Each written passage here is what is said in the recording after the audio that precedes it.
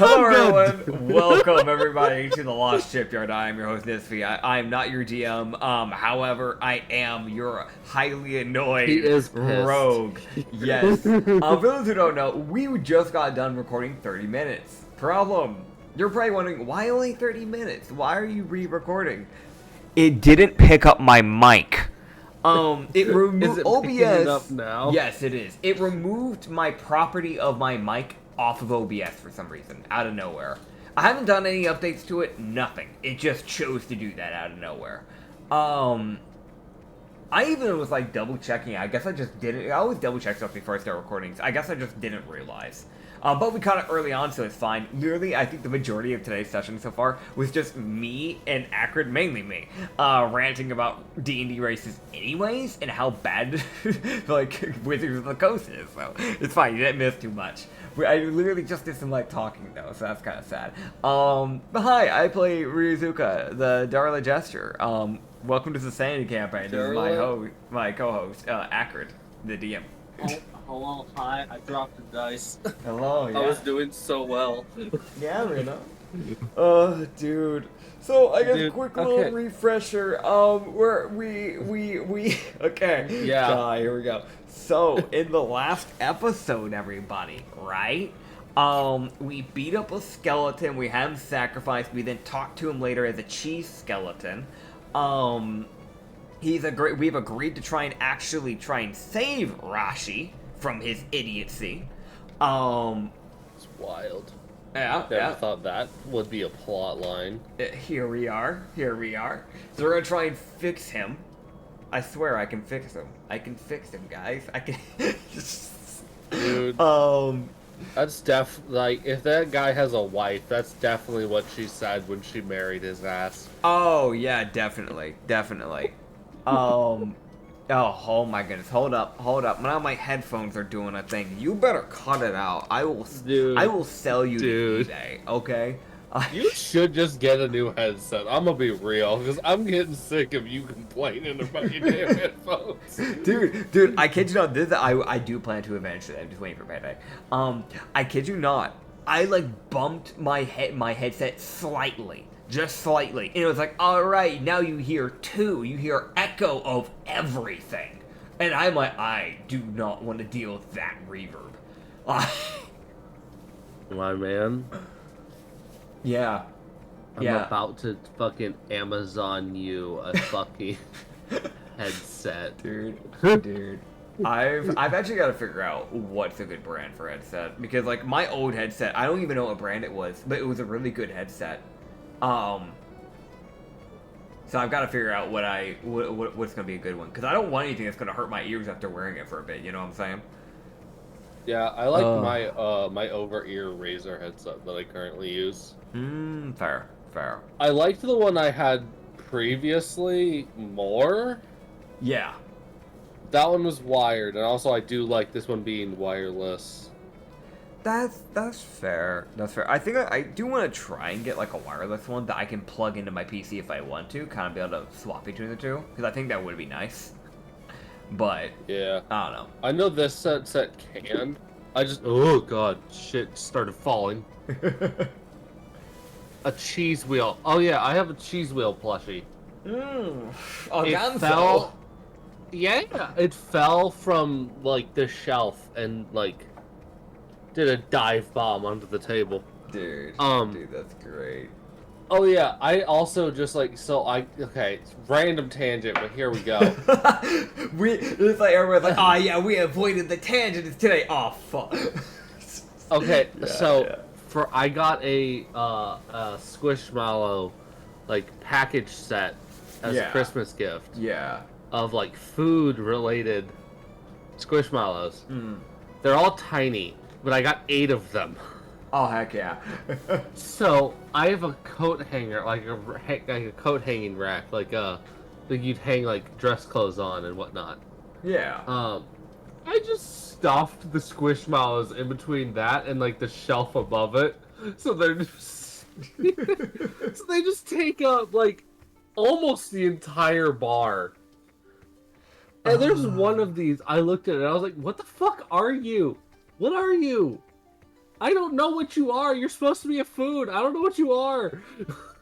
Oh god, I love that. But I got like a potato. I got like a strawberry, a fucking like pineapple. I think it's a mango. Yeah, yeah. Yeah, and then like some other shit. But like one of and a cheese wheel. And then one of them, I was like, "You are fucking travesty," because I don't know what you are. Dude, they're the sentient being that exists. Okay. All right. But yeah. Dude, that's great. Okay, so for that recap, right? Besides that, we talked to people. Spike. We found Wilosi where he's gonna be. We're gonna go attack him. We got a hold of Kazumi. Kazumi's now with us. We have a group of Kater, Peter, Fujin, Azuki, and Corvus heading out with me to go deal with Wilosi. Azuki was summoned from another world by Vilva, and she made Spike into a god. And yeah, I can't help but laugh every time that's said. Cause I'm not wrong. Like she caused the final role that eventually led to his rise in godhood. Like I gave them. It was like they were gonna get 5 rolls like in that moment, and it was like Azuki, you can do it. I was like, fuck it, an extra 5. Yep. What do you mean it was on an Azuki roll? Yep. She caused it. I hate it. God. But yeah, that being said, we're gonna go deal with the man. I was literally like, we found it like mid-conversation, so I was asking people about like, their day jobs, and Gator was like, I'm in a prison, and then Fujin was like, I'm tired of working with my current employer, so I give him the offer of becoming a bouncer, once I get the tavern set up. And then Peter said he was a soldier, told him about, how, we're kind of going to need him to, help tank, which is kind of what he was already doing for his, comrade in arms anyways. Yep. Is that it? Is that fully caught up? Is that? Yeah, I think it's about caught up. Yeah, but his background is soldier. That's just... Heck yeah. That's what his background was. He was previously a soldier, and then he got reincarnated as an Oni after dying, protecting his friends. Heck yeah. And he would actually was like, and I'm not sure why I got set as a red Oni. I don't, but I am. Red Onis are typically more wrathful. I'm probably one of the calmest red Onis. Maybe because you're a soldier. That could be it. They are typically more likely to engage in war and combat. That would make sense. That would. Blue Onis are, don't get me wrong, though, still aggressive. It's an Oni at the end of the day, but they're typically a little bit more on the lawful side. And typically don't engage in outright wars, unless they have a genuine reason. There's a lot more to it. Hi, Rena. You coming back, buddy? Coming back for thirds? There you are, bud. And then you have Corvus, who he doesn't say unless he gets asked, he doesn't seem to immediately say anything. I mean, I was going around the table, so I was gonna get to him eventually. So. Oh God. Yeah. You can let the Corvus just go. What did you do? Might as well. We have time to burn. We're walking to Solheim. Don't know if that's where we're supposed to have gone before. For some reason, my memory seems to be a little foggy on that. But the God of Knowledge just gave me a compass for some reason, just in my head. So. Fair enough. Yeah, he would reveal. He'll go, well, I was previously, before I became a dryad or more at all, before I became a ranger and started following Nerva. I ran my own little shop, and I was Stop it. pretty happy doing that. And then it all got fucking destroyed. Yeah, that would explain it. So I went hunting, and then once the hunt was done, I got a few years to exist. Well, more than a few years. It feels like a few years to me. I've since discovered it was much longer than that. That would check. And then, next thing I know is the world's ending. I don't know if anybody can hear this. It shows on my mic thing, by the way, that, like, you can hear this to a degree. I don't know to what degree, but Rena was rubbing against my mic. She's, like, bashing her head into it, so I don't know. I don't know how any of that sounded. I don't know, man. I didn't hear it. I know Discord probably muted it, but I was looking at OBS, and it would, like, go into the negative 20 decibels. I'm like, ah, God, you're loud, cat, just hitting your head into that. I hope that's not, like, a pain in the neck for people. Just like the most, like, someone slamming the desk type fucking... Yeah. Dude, it's like, this, like, calm conversation, like, yeah, you know, like, yeah, this is what I used to do, and bang! And then I, like, bang! Oh, God. But yeah, you would basically find out that he has the ruined background. Yeah, that would check. That would check. You just look at him and go, well, then, fair enough. It's kind of unfortunate that your store was destroyed, though, but can't do too much about that. Yeah. You would kind of get to find out that Fujin and Cat Year would actually answer in more, like, genuine regards of, Fujin, before he was a guard, he was more of an urchin, so he got picked up. He just lived on the streets. Fair enough. And just survived. And then he eventually got suggested to become a guard, so he decided to give it a shot. Fair. Eventually rose to the ranks where he got told, yeah, you're gonna work at the maximum security prison. And he was like, oh, okay. Fair, yes, fair. I'm doing that now. God, fair enough, fair enough. Yeah. Yeah. Meanwhile, then you find out Cat Ear was a smuggler. Yeah, that checks. He was an arsonist smuggler. Dude, every time he, like, you know, managed to do his job and, like, smuggle the stuff in, he's like, alright, I gotta leave my trademark. Sets a house on fire. Dude, like, my brain is waiting that, because you know, like, Home Alone, if you've ever seen that movie? The guy was, like, so adamant about, like, leaving his trademark and getting himself known as the Wet Bandit by, like, every time they broke into a house, they would turn on all the sinks and let it run. Yeah. So, like, they just flooded people's houses after, like, leaving it. It's just that, instead of just setting people's houses on fire. Like, alright, I've done my job.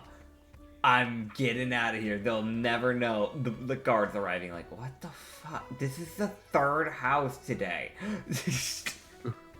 I remember that shit, yeah. Oh, God. Yeah, you're just kind of... I feel like Rita would at least smirk at that and just go, you know, I'm not surprised with you, Catter. I'm not gonna lie. You seemed chaotic, and it's definitely fitting for you. Yeah, he also has the personality trait of he never stops smiling. Yep. He's one of those people. He's always got a good old smile, whether or not it's genuine and not creepy. Well, that's for you to figure out. Yep. Yep. You just look over to Azuki and just look at her and just kind of go, and what about you?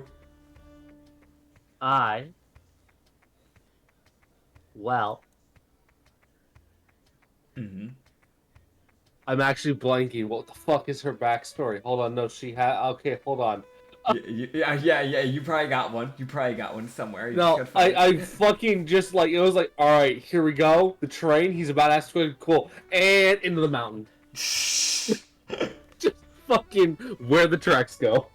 Just Wild Coyote painting a fake tunnel into existence type of thing. Like, yeah. You see the Roadrunner go through, it's like, ah, wait, I could go this, bam! Yes. It's exactly that. Yes. She go, well, I work as a sewing clerk. Oh, okay. So I sewed a lot. I made clothing. And then I also did, in my part-time, I danced for money. Fair enough. Followed Nerva because... not Nerva. I followed Vilva because Vilva. So you follow her? Yeah. So She's the. Mm-hmm. okay, yeah. See, this is where discrepancies come into play. That's not what she told me. What did she say?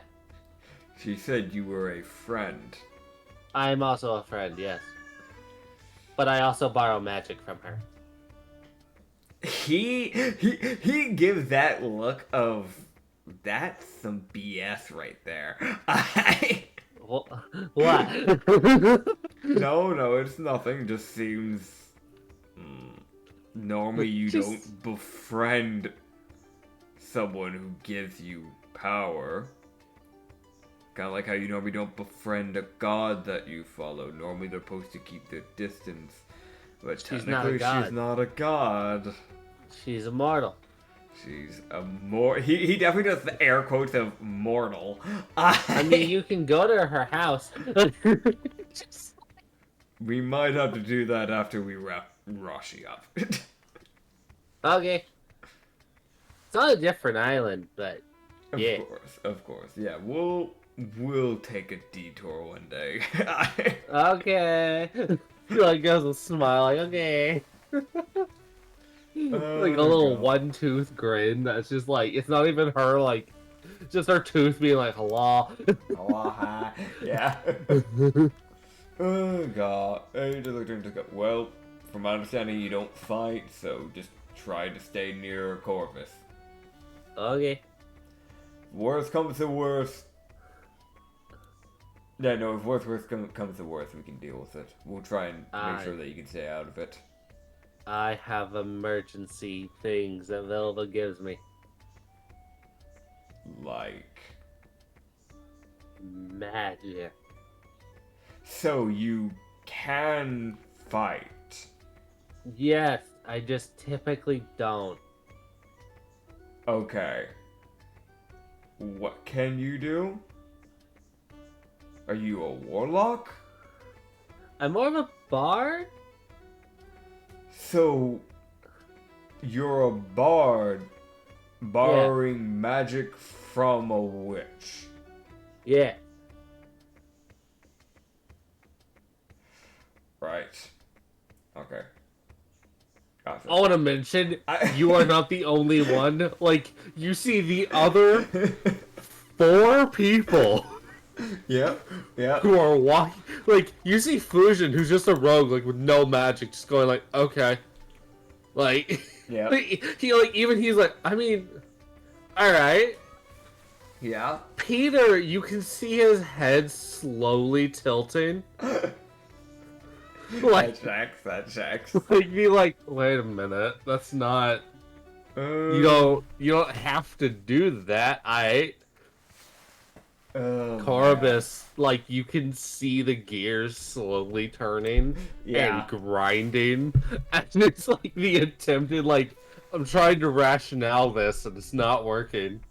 Yeah, he really would, like, he would just kind of look at her and just go, I don't take this the wrong way, but I'm pretty sure you don't need the power of Vilva to cast bardic magic. Huh. Yeah, you only need an instrument, Ozuki. Ah. Do you have an instrument with you? You have your arcane focus, right? Yes. Okay. Good. Yeah. I'm just double checking. I'm just trying to make sure you're not walking in defenseless. I'm never defenseless. He shoots a shot at Peter. Like, just a, don't you dare let that man get to her, because I don't know what the hell's gonna happen. I want to mention, you see that look of just like, he got it. Oh boy. Oh, God. Yeah. Yeah.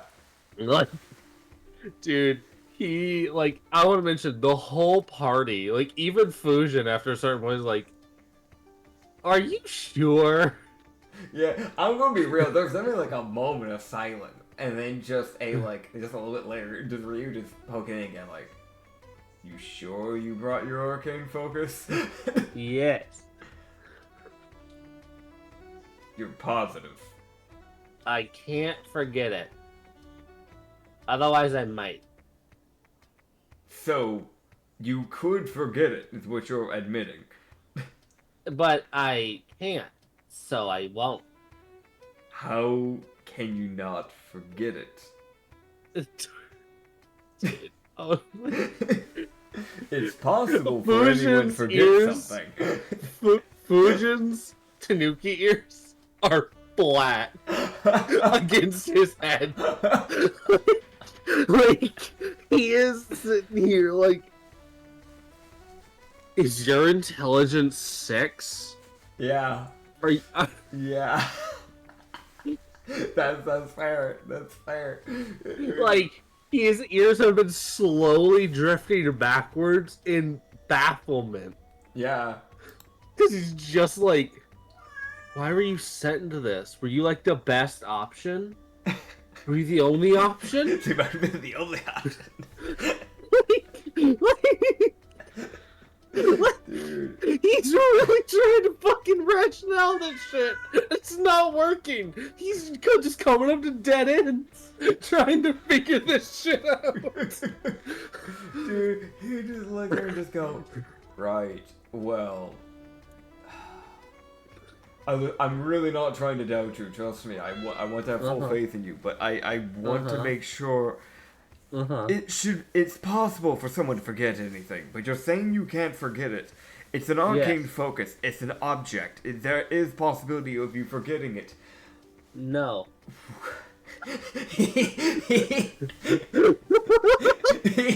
would put his right hand, like his fingers in between his eyes and do that motion of like rubbing his temple essentially.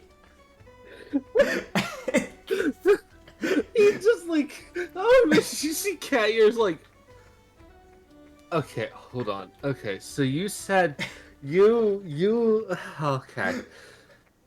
You hear the smuggler, like the criminal, really trying to work on his phrasing here, because he really doesn't want to call her a useless dumbass, but you can really hear him, like, trying his best over here. Yeah.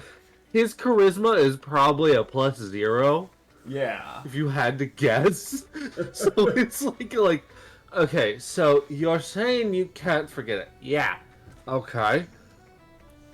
Is it like your mana you're using for your magic? Or like ki? Is that what you're doing here?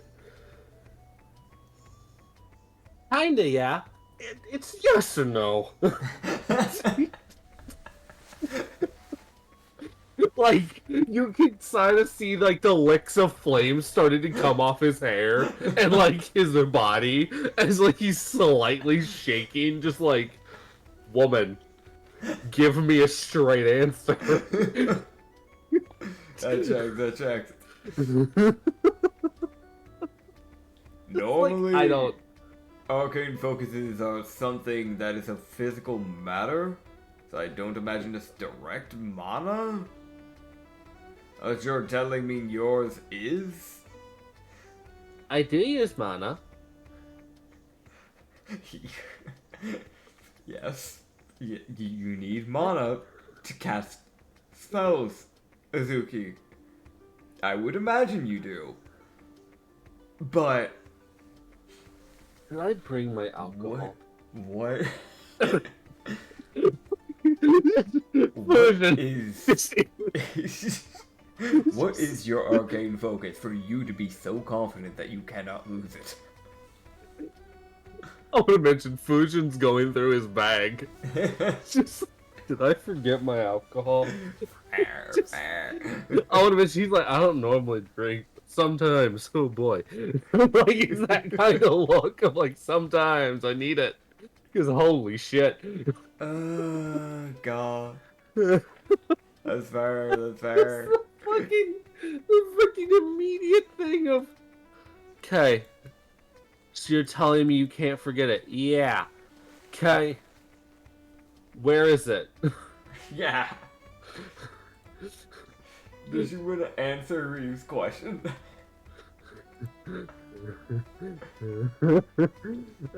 There's a reason why Ryu's asking, like, what is your arcane focus for you to be that confident? Oh, man.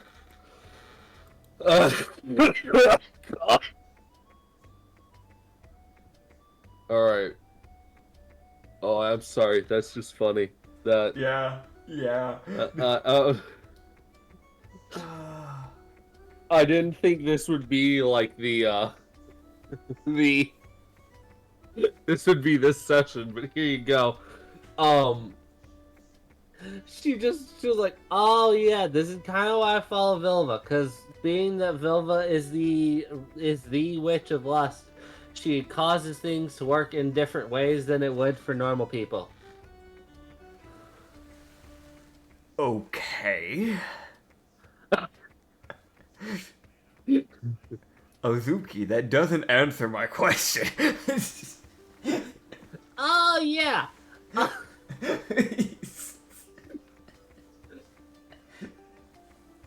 I am my arcane focus. Okay. Okay. Gotcha. That's all I was asking. That's all I was trying to understand. I can't forget myself. I sure hope not. That would be an achievement for sure. Indeed. Right. Well, at least I don't have to worry about you forgetting it. So at least know that you can do something if something does happen. Yes. Okay. Good. Mm-hmm. Right. Well. Fusion pulls out a flask of alcohol.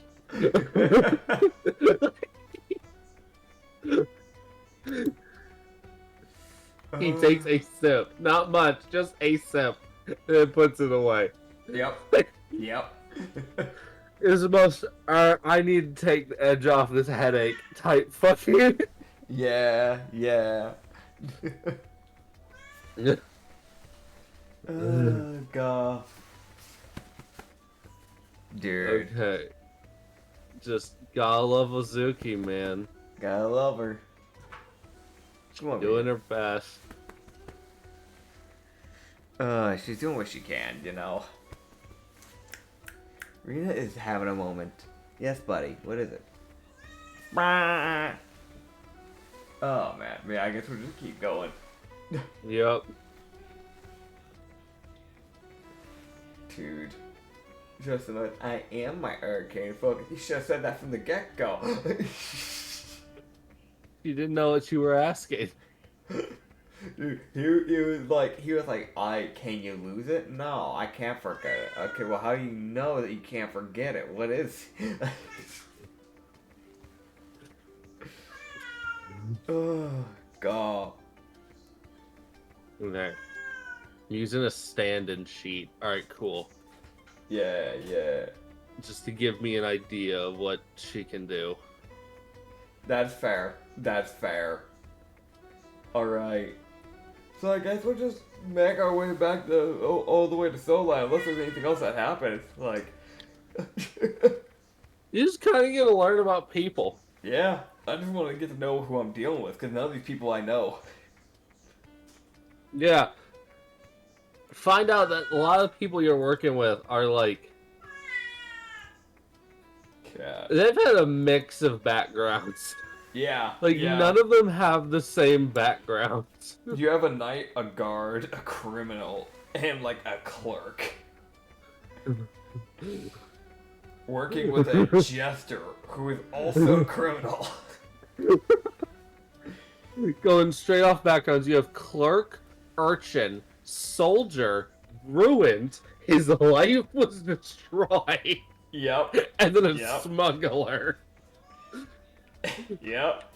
And a murderer. Oh yeah, the criminal. Yeah. I Oh, know some people God. would be like, why did Cat Year a criminal? I mean, he was technically a smuggler, so that's Yeah. like his main thing. Yeah, yeah. Oh, God. It's a mess. But yeah, man. Oh, yeah. Goofy guys. Bunch of goofy guys. Yeah. I guess Yeah. Hmm? Cat Ear would reveal that he's kind of sad that he's pretty sure like if not all of his smuggling companions are like definitely dead. Oh, yeah, definitely. No Yeah, way but he would they're- reveal like they had like a network of like safe houses throughout this continent. I believe it. Like he's like they're all more than obliterated now, but they were there.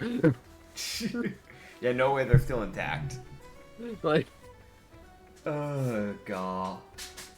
okay, I have to ask some. Okay, I'm just looking. Yeah, there you go, man. That's just great. Oh my god. All right. I stubbed my toe. How the fuck did I manage? I don't know how you manage that one, man. I was moving my foot. God damn. Yeah, yeah. Alright. I'll get to Solime. Fucking woo. Yeah. Cat? You have been meowing for like the last 20 minutes, Cat. Oh man. So, as you would head into Solime, Uh-huh. you'd see like it's not nearly as monster dense as the last time y'all were here. Uh-huh. So yeah, you guys can go ahead and all give me a perception check. Perception. Let's see. That is a dirty 30 for me.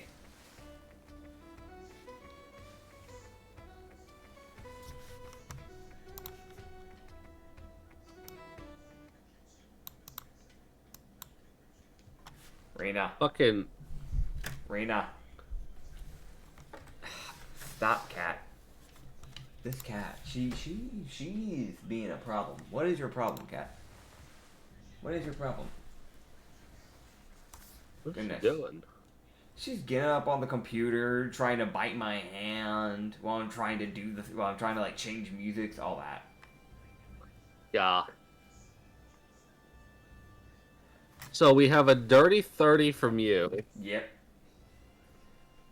An 11 from Ozuki. Yeah. A 22 from Cat Ear, a 19 from Corobus, a 25 from Peter Peppermint, and a 23 from Fusion. All right. Alright, yeah, no, so everyone but Ozuki. Of course, of course. Everyone but her. God, I think, man, that's, woo. All the NPCs have, also, I'm pretty sure every single one of these people, yeah, every single person here has either proficiency or expertise in, perception. So your team is actually, like, you've weirdly enough built a team that if y'all came across a rogue, they would be fucked. Oh yeah. Yeah, definitely. I mean, my passive, my perception is really good. My passive perception is a 28. Yeah. You've got, I think the only person, yeah, there's only one person that has a higher one than you, and that's Peter. That checks. Ex-soldier, he's observant, and he's got an insane perception. That's fair. That's fair. So, yeah. Yeah. He got a 31. Heck yeah. This is passive. God, fuck. Screw the rogues, man. Yeah, really. But yeah, y'all would, as you guys would be walking, you guys would kind of hear, like, you guys would, see kind of a, like a broken down house, and y'all kind of start to hear like chuckling from the inside. Yeah. As yeah. I actually have a battle map for this one. Heck yeah. Start session. Let's You just go. walk up on the broken house. Heck yeah. We'll go in, obviously. If Yeah, we're hearing things, then we know that he's probably in there, so. Yes, I have activated the battle map. Let me launch Fight game. God. There you go. There you go. Alright, Any time to second fight now. Spike. Any second now. What the heck? No. Alright. I see the house. Yes. What cat? Dude, I'm gonna. I don't know. Alright. So are we doing the movement by the squares or just use a ruler? Squares or ruler up to you. What, Ryu? Huh? What Ryu, huh? stop it. So, we can do squares if you want. You can do ruler. Okay. I don't You're actually like, know. up to you. No, ruler. Yeah, that's fine. That's fine. All right. Fine. Yeah, this is actually a pretty decently spaced map. That's fair. That's fair. I mean, obviously, going in stealth, I think that makes sense. Sneaky. Fusion will sneak along with you. All right. So that's a 17 plus an 18. So that's a 35. Dude, that's a 19 plus 17 from Fusion. Heck yeah. The two rogues are gone. Oh yeah.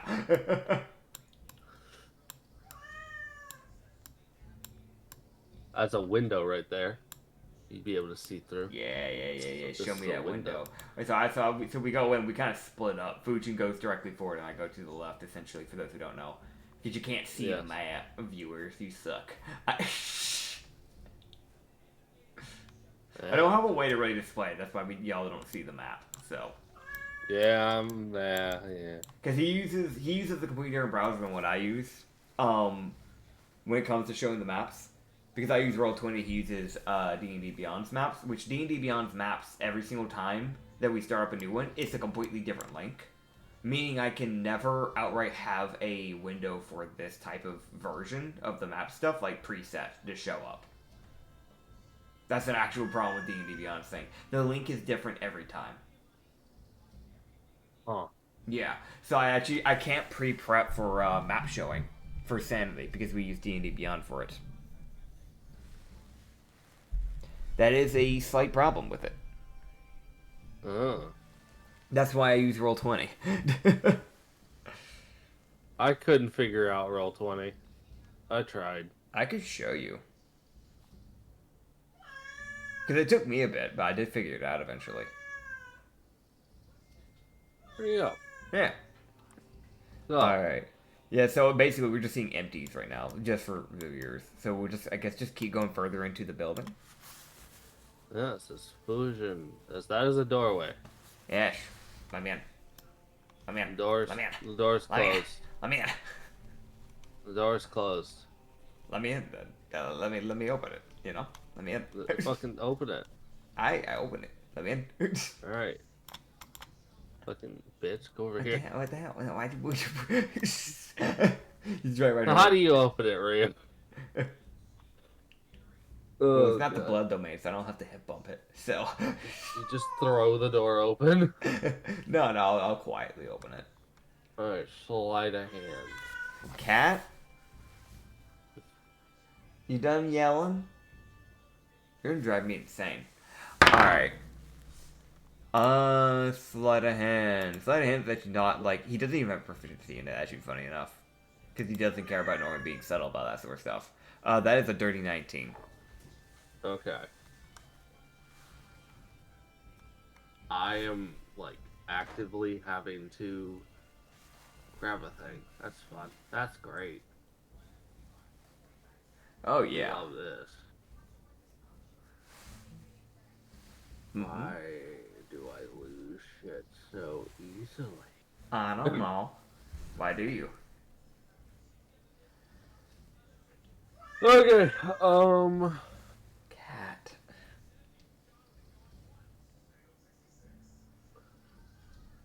what the fucking... Where... Okay, whatever. There we go. Found it. Holy shit. That took way too much effort. Yeah. Okay, what are you looking for? Grabbing so as you would open the door with a 19, let me grab a thing. Okay. Cool. So as the door would open, Uh-huh.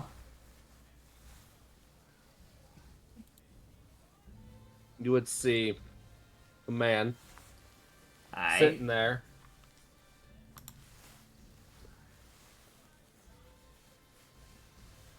So you would see this guy. Alright. You see a bit of a bigger guy. A little bit of like a beard gut is the best way to put it. He has these like black monk beads, and like formed into a necklace. Like one of these beads are about the size of like your palm. Like they're pretty decently sized. He's got kind of like a palish tan. I don't know how to really describe that skin color. It's like a palish tan. You know what I mean? Yeah. He's got these black tattoos that are like on his chest, like a circle essentially on each side of the chest, essentially. And then these like black ring tattoos that go like around his like bicep, essentially. Around like the beginning bits of his arm, but it doesn't go past the elbow. There is some red tattoo that kind of goes around his like shoulder ball area as well. He wears you can only see his left. You only see the full like part of his like left arm, and you see the majority of his torso. But he does have a blue kimono that he should be wearing over his entire body, but instead he has a lot of it just like he has it covering his like his like lower body, but like the upper body he basically has most of it wrapped around his like right shoulder and going over his right. He has the sleeve on correctly on the right arm, but he's just showing off the rest of his like upper body essentially. So he's not really he's wearing it in a different way. But it's like a light bluish faded kimono, with like these baggy blue pants that come along with it. A yellow belt that's made out of cloth around it. Sandals, from what I can see. Bald, but he does have like a black beard that's not bushy, not like Duck Dynasty type of bushy, but you know it's getting there. That's a weird. I don't know why that was the reference I went for there, but. That's what I went for. That's yeah. I know. Yeah. It's a reference for sure. Yeah. I've never watched that once. I just remember like way back, you'd see them all the time on the news because for some reason, I don't know why the news really like talking about them for some reason way back. Yeah. And like last thing is like his weapon. I don't really even know what type of weapon that is. I'm gonna be honest. It's a staff thing with like a moon-shaped blade on one end, the it's like a crescent moon, right? But like it's the crescent, like when it dips inwards, is facing outwards. If that makes sense. And then the other end has a different blade. I don't really know how to describe that shape. It's like take a bell and then make the bottom end of it the bit that sticks out towards the enemy when you face the staff towards them, but make it a blade and make it 2D. There you go. I genuinely don't know what weapon that is. I don't know how else to describe that though. It's like a wooden staff with like metal on both ends with like very weird shaped blades. Yes. Yeah. And he does have one like basically a katana on his belt. Ah, true. It's around his back of his belt. But it's also like it's a weird katana because it's also like partially probably more built like a machete. Yeah. But also he does have a pretty decently sized gourd with him. That's fair. Yeah, you'd see that guy sitting at the table taking a drink. Gotcha. He does look over as the door opens. Yeah. Like he sees the door open because he's sitting right there, and also he does see through the sleight of hand. He doesn't see you though, so it's more just he's like, huh? Oh, the door opened. Yeah. Weird. Yeah, that checks. That checks. Can't be fucked to deal with it. He'd take a drink. Alright. See, I honestly don't know if we're aiming to kill him and bring him back as a sacrifice, or if we're just trying to convert him. Because I know, like, later on, when we were talking about doing it, you were saying, like, kill and sacrifice we were talking about him. But I remember early on, like, we talked about, like, him being one of the people that could actually just be converted, possibly. I know that's the way it was with Zer. Yeah, so it was more Zer than him. Yeah. Okay. So there's no reason trying to talk with this guy. Probably not. Okay. Yeah, because I don't want to just drop my element of surprise for no reason when we actively have one to work with. For no reason. Yeah. So I'll sneak back and, I guess, just alert the others. So we can set up an ambush. That's basically the plan there with that. Okay. I will roll. So... Peter isn't gonna try with this stealth because he's not sneaky. Yeah. Oh god, Corbus is not liking the way this is set up. Nah, it's really not a good spot for him. For those who don't know, it's a very, this house is tight. very compact and tight, yeah. So it's a very bad spot for a ranger, but Yep. he's gonna try to make the best of it. Gonna do what he can. Didn't have many other I'm options. also gonna go ahead and just boop. Alright, cool. Now I can see the whole map. He had Fog of War on a bit of it, so... Where Fusion went through, because he went a different way. Yeah, because it didn't make sense for you to know, but right now it doesn't matter. Yeah, yeah. Also, I Fusion don't ended up wanna in a different update it. room that was to the right side. That was basically Yes. just, like, empty. With, like, a chandelier just broken. Just on the ground, yeah. Yeah, yeah. Oh, man. Fucking wee. Hater, go through the window. Yeah. There's like, just to give people an idea, it's like a broken kitchen he's in, essentially. So there's a broken table he's at. There's 2 counters that are like probably not in the best condition. And there is a window that he can look through. So Cater's like prep himself at the window. I prep myself alone at the door that I came through. Corbus, Peter, and Ozuki are like in like one of the other rooms that is like beside the room that I'm coming through, aka the hallway. And Fujin's in a different room, basically prepping. So we're all in different spots. Yep. You would hear in the back of your mind, Ryu. Uh-huh. You can do it. There it is. Oh, God. So you have advantage on something. Heck yeah. I guess we'll start our ambush. Okay. Can't really do much Oh, else boy. besides that, so might as well just go and start the ambush, start the attack. Okay. Yeah.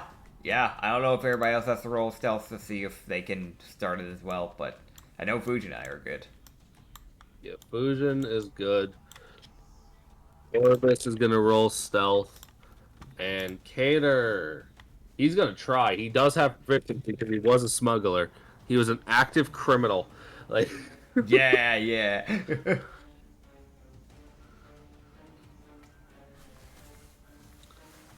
okay. So I have who will succeed and who will fail. All right.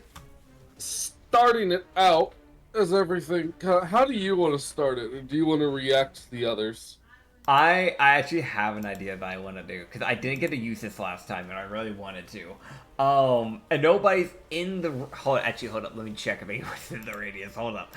How big is this radius? It's a 20-foot radius, right? So let me check. I don't want to hit Cater. Overlay. You can make an overlay. Okay, how do I do that? Overlay. I don't know anything from... There's token browser, ruler, overlays. Okay, I see. Alright. Circle. Okay. Why is it not just center where I clicked? Why is it like drag? Okay. Yeah, no way I can use this without hitting Corvus, Fujin, Cater, and myself. Okay. So, never mind. I will not be using Reality RPG. I really wanted to. Nah, you gotta save it, man. You gotta save it for fucking Rashi. Dude, I wanted to start up like, alright, he's like taking a drink, minding his own business, he sees a rocket. You know how funny that would be, man? Like... Oh, man. Okay. Okay, alright. That's not an option. I'll do plan B. So, I'm gonna use my action first before I use my bonus action. So I'm going to grab my whips and my Kazella Tentacle Blade. I'm going to start off with that. Basically going into there. I guess I'll use my advantage on one of the attacks. As I'm going to get my 10-foot distance and start just striking him from, like, you know, the shadows, essentially. Just kind of stepping out of the doorway. So I'm going to take my 4 swings. So let's see, that is... I need to actually look at the modifiers of these things instead of just rolling and not looking. That's a 23 to hit. That's a... Brain's gotta do math here. Please, Brain. 33 to hit. And then that is a 25 to hit. And then that would just be a dirty 20. But I would like to use my advantage on that last roll, if I may. Yeah, you just have an advantage you can choose when. Yep. So that's a 14 plus 17, so that's a 31. Okay, so the lowest you had was a 25. 23. 23, okay. Yeah. The 23 will miss, the 25 will hit. Okay, so everything I rolled above, yeah. So 3 of the hits will hit. So that means 2 of the Golden Flame Whips and the Kazella Tentacle Blade. Kazella Tentacle Blade was the one that I used my advantage on. Fair enough. So, that was minimum damage. That was 10 slashing. Then max damage from the other Golden Flame Whip, 13 slashing. And then 10 slashing from Kazella's. And then a d6 of psychic. I'm not... Which even if he's immune, it just acts as resistance towards this, because it's Kazella's. So that's 3 psychic. And then he'll be taking 3d6, technically 6d6 fire damage, because he got hit twice by these fire things. Because I am using a charge. That's 19 fire in total that he'll take. And they're just ignited now for like a minute. Yep. And then he'll take the sneak attack damage, which is 8d6. So that's 28 sneak attack damage. Then he'll take Bloodletter Mist, which is another 10 just blood damage. And I think that buffs you now. Does it bust me now? Bust me? Buff me? Buff. Yeah, I think it came from later levels. Let me see. So you cause sneak attack burst, 1d6 bleeding, causes damage area, damage 5 foot, blood mist, but won't hiding out. That's it. I don't see anything for that. There's Bloodletter Blades. I don't know how that works though. On a melee hit at the use of a charge, you can engulf your weapon in the blood of the victim, increasing its damage and reach for a minute. I will keep that for next time, because I already used my one special that I get within a turn. So I'll have to do that next turn, because that's actually... I haven't gotten to use that before. I don't see anything for Bloodletter Mist. Unless you just No, it was the Bloodletter Blades. I knew you had those. Oh, okay. Yeah. This is Bloodletter Mist. So I'll use Bloodletter Blade next time. It's... They base, like, a thing that's commonly done is basically whenever you use the mist, you can activate the blades. Oh, so I can use the blade since I use the mist. Yeah, they basically stack off of each other. Oh, I didn't know that. That doesn't say that. So I don't have like specials are like they're usually not like limited to just one special a turn. I think base D&D, that's like one special turn if I remember right. That's why I was assuming like I could only use like one special. Because if I know that, I would have been using my poisoners create poison because that's a special. I have a lot of special stuff. I just haven't been using it because I thought I could only do one. I don't know. I didn't know that was a rule. I just thought that was a rule you had. I've always done like that. I thought that was just normal D&D as well, though. I was unaware. I don't know. Yeah, we'd have to look at it later on. Well, if that's the case, though, I'll use my blades, though. Yeah. So I gain an extra 5-foot reach, and I gain an additional 4d6 per hit. Yep, because the blades are engulfed in blood. Yep. Though it's saying 8d6 fire. So is that because it's later level? Oh, yep. Yeah, construction scale off of charisma, damage increases by 2d6. Okay, yeah. So I do 8d6 and I hit 3 times. So is that 3 separate 8d6s? Or is that just one 8d6? Because it says per hit on a melee hit. It's per weapon. Okay, so that's 24 basically D6. Next turn you're gonna do so much more damage. Okay, so right now it's not doing any damage yet, correct? Yes. It's in next turn that it'll... Okay. Gotcha. Yeah. That's what I need to know. Alright. Bloodletter blades are basically a setup thing. That's why I allow that to be used extra. Essentially, it's kind of a no action to set it up, because the mist sets it up. Okay, gotcha. That's what I need to know. Alright. And then with my bonus action, I throw a little flower on the ground. And he can roll me a strength save. As I'll toss a little flower behind him, right around. Can I paint? Can I paint? Is there not? Yeah. Okay. Yeah. Here it is. I want. Why is it no pink? Why pink, please? There. I want to put it right there. You see that big old radius? All right. What is the fucking radius of the flower? The radius of the flower. Let me double check. Is a radius of. We did not write it down. Fuck. But you summon flower within range. It will attempt to grapple an enemy, pull them to it. Each turn that it grapples the enemy, they're restrained and take 1d6 force damage, and I reheal for half of whatever damage it deals. So it's it's not doing a lot of damage. It's just it's that slow tick of it's still doing something. Yes. Yeah. We're gonna say it's a 15 foot. There you go. Yeah. That would make sense. It's just right beside him, yeah, just a little bit off to in between, yeah. All right. So you would see it attempts to grapple him, but it just kind of he manages to kind of get it off of him. He's just like, ugh. Yeah. So for this turn, he just doesn't take any damage, from my understanding, because I don't think it does half damage. Yeah. No. It's just you just kind of that drunken just fight off of a thing trying to grapple him. Yeah. As you would see, as Corvus steps around the corner and would fire arrows at him, you would see him essentially bring up his glaive and essentially just spin it and just knock both of the arrows out of the air. That's fair. As he did know, he was like, I thought I heard somebody drink. Fire engulfs him. His cat ear comes around from the window. That checks. As you would see just a little hello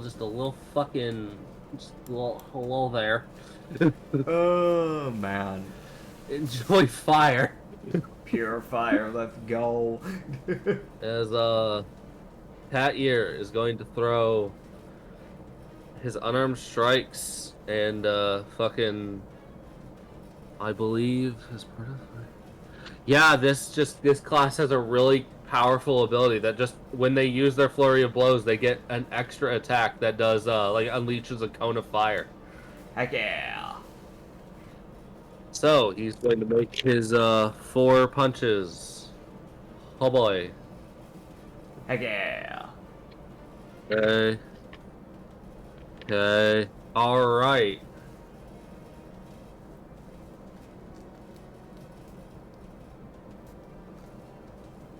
Three of those punches hit. Alright. And then it's a deck save for fucking the fire damage. Alright. Alright. Luckily, this is a slightly difficult DC for him. Actually, hold on, wait a minute. Let me double check something. Uh-huh. No, he does not have that item. I thought he did. He does not, because he would not have been able to get that back before they had to dip from the place. Alright. That means he will succeed. Alright. He does succeed against the fire, but unfortunately, because of monk evasion, he will take no damage from the fire. Bullshit. Fair enough. But he does get punched in the back. That's good. Oh, Which is an additional 9, 13. Yeah, he gets hit 3 times, so Catyear still does, even though his fire, which is his main thing, missed. He still does, like, over 30 damage to him. So, yeah. it's like, would have been closer to 70, but, you know, whatever. It is what it is, you know. He's like, if you just hear like, I didn't realize I'm a fucking monk. Alright. I want to mention, when that fire bursts over the rose, you see the rose just look over like, bitch. You might. Dude, kind of like leans back a little, like, hey, watch it. Yeah, like, it looks insulted. Like, if a flower could look, like, insulted, it does. It's got that Cuphead sentiency to it. Oh, right. God. Peter. As you would see, Fusion essentially slide, like, he basically slides next to the guy's leg and essentially twirls his 2 blades as he attempts to slash him. Alright. With a flame tongue sword and a blade, and his first sword is essentially burning while his second sword is covered in frost. Heck yeah. Alright, the frost sword will not connect, but the fire sword will. Nice. At least we're getting some hits on him. Yeah, you get some early damage. Where's the damn sneak attack? 10 slashing, 4 fire. Where is that sneak attack? He's level 20, isn't he? Yes, he is. Yeah, so he should have, like, what's it, like 8d6? 10d6? Something 10d6. Yeah. There it is. Yeah. Alright, let's pause real quick. Yeah, hello, we're back. Sorry, just had to handle something real quick. Hi. So y'all did y'all did a total damage all together of you, Fusion, and Catyear. What about Peter? Peter didn't sneak up. He don't got stealth. He was so getting he just seen. doesn't get the ambush round. Yeah, that's true. That's true. You know, Peter literally was like, I have a +3. I ain't trying that shit. Yeah, yeah, that's fair. That's fair. But yeah, how much damage? I'm sorry, I cut you off. 176. 176. As an Not bad. opener. Not bad. I know. We were told that we don't want to let this fight go on for long because of his stuff. So. Yeah. Yeah. Some sort of thing he can do. Well, you'll find out, that's for sure. Unless we can kill him in time. Hopefully. Now, next up. Initiative. And this time, everyone just rolls. Alright, cool. And we're gonna see when people get to go. Alright. I got a 23. Yeah, 23. I got same with Fujin. Yeah. 19. Corbett with the 25. Peter Peppermint with the 23. Ozuki with the 109. Ozuki with a fucking, like, 17. She's doing what she can. And, alright, so I think, okay, this is a weird thing, but I'm gonna let you know this. This is a fun little detail specifically about Fusion. His class has a thing about initiative ties. Oh? He has a trait called Eager to Fight. When you start an initiative with your adrenaline points equal to your initiative roll divided by 4, you gain it. So he basically gains adrenaline points back whenever he rolls initiative. Yeah. But he also wins initiative ties. Oh, cool. Like, it's a trait that literally goes, anyone can tie with you, regardless of their decks, you will go first. It's like a weird, like, oh, that's cool. That's a fun little thing. Yeah, so he tied with Peter, and did you say you also had a 23? Yeah, I also had a 23, so he also beats me too. Yeah, so it'll go Fusion, you or Peter. It's up to you at that point, because if you want to go first before Peter, go for it. Fair. But yeah, that's just a fun little, like, there you go. Yeah. For what, yeah, I read that, and I was like, oh, neat. That's cool. That's cool.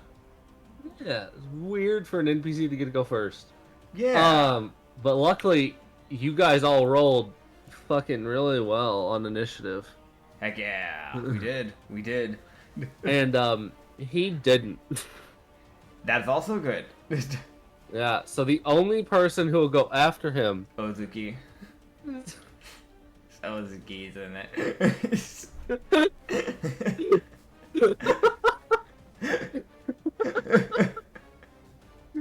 What?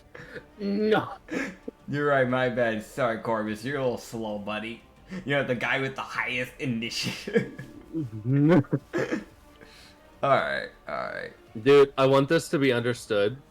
Mm-hmm. It was like, alright, so it was like Corvus 25, Fusion, Peter, Ryu 23, Catyear 19, Wilosi 18, Ozuki with a 17, just like, I'm here. She's a clerk. Give her some slack. I'm participating. I rolled a nat 14. That's supposed to be good. Oh, man. It should be, but we're doing it like level 20s. She's doing what she can. Dude, I'm just looking at all the fucking, like... Oh, wait. Peter rolled a nat 20. Oh. So Peter beats Corbett. That's fucking wild. Does that allow to Fujin go before Peter still, though? Because if so, then he jumps initiative. Me. He wins initiative ties. He does not automatically go first. Damn. Yeah, so Peter runs the fuck up. Mm-hmm. And that's it. Then he's just here. Damn. Runs up beside the flower. Says hi. Yeah, he's guarding the flower now. Alright, so with his bonus action, he will bring up his shields. Okay. And with his action, you see him essentially reel back and then essentially just slam his shields forward. As he essentially compresses all of his attacks into one go. Yeah. Which, that's a nat 17 plus God. Keep going, though. Keep going. Okay. So for everyone else, Hey, Cat. Alright. I'm coming back. Keep going, though. You're good. yeah, okay, so this would be... Oh. Yeah? Again. Okay, so then you would get... Mm-hmm. So, this is the damage die he gets to roll. 8, 16, 20, 15. Alright, so with one giant slam, he does 61 bludgeoning damage. Okay. To Wilosi, and then has his bonus action as having his shields up. Alright. So he will reduce all incoming damage. Nice. Which is a fun little thing about that class. Okay, next up is Fusion. Actually, no, Corvus. Corvus fucking knocks an arrow and then casts a spell. He's gonna buff the fuck out of his bow. Because... fuck you. That's what he's doing. That's fair. He does that. So, starting off real light with Zephyr Strike. Ah, yes, of course. Very light. Yes, just an additional D8. Just. Just, nothing too crazy. Yeah, oh, it's gonna get so bad. Alright. Fuck. Okay. He also does have that. Cool. There you go. So now he's going to cast his Zephyr Strike. Which means he now has even more damage. Thankfully. Thank you, Rena, I'm for so muting my happy. mic. Legend. I haven't said anything yet, but it was just like she walked up and I watched her rub directly onto the mute button. And then the light on the mic goes off, and I'm like, she just muted me. Like, that was a very spiteful. She got up on the desk, rubbed against it to mute it, and then jumped off. God, fuck you, Rena. Thanks, Rena. Good job, bud. Alright. Alright, as Corvus knocks 5 arrows, Heck yeah. expending a tenacity point, takes aim, and fires. Heck yeah. As all 5, I'm gonna be honest, I know that, he's gotta at least try to deflect one of these. Fair. For once, monk deflect missile. Rena just rolled my dice. Why are you not letting me try to record today? You are like all up in my space. You try knocking my dice off the desk. You go rubbing my mic and then you mute me. What is with you? What is up with you today, Cat? She's been meowing. Like, no, there she goes. She's hopped up on like one of the like we have like a little shelf stand thing. It's very thin, but we put like cookbooks and stuff like that in there. She's like, all right, what if I hop on top of it and just begin meowing? She is stop. Yeah, don't give me that look, cat. Ugh. All right. Mm-hmm.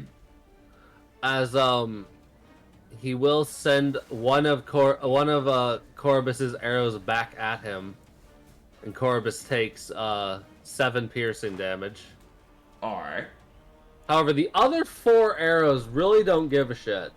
So That checks. Okay. So this is 6, 12, 18, 24 plus 24. All right. 60. Oh my god. Rena, stop. Goodness gracious, cat.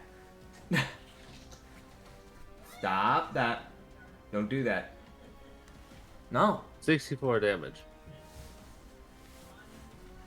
Uh-huh. Sick.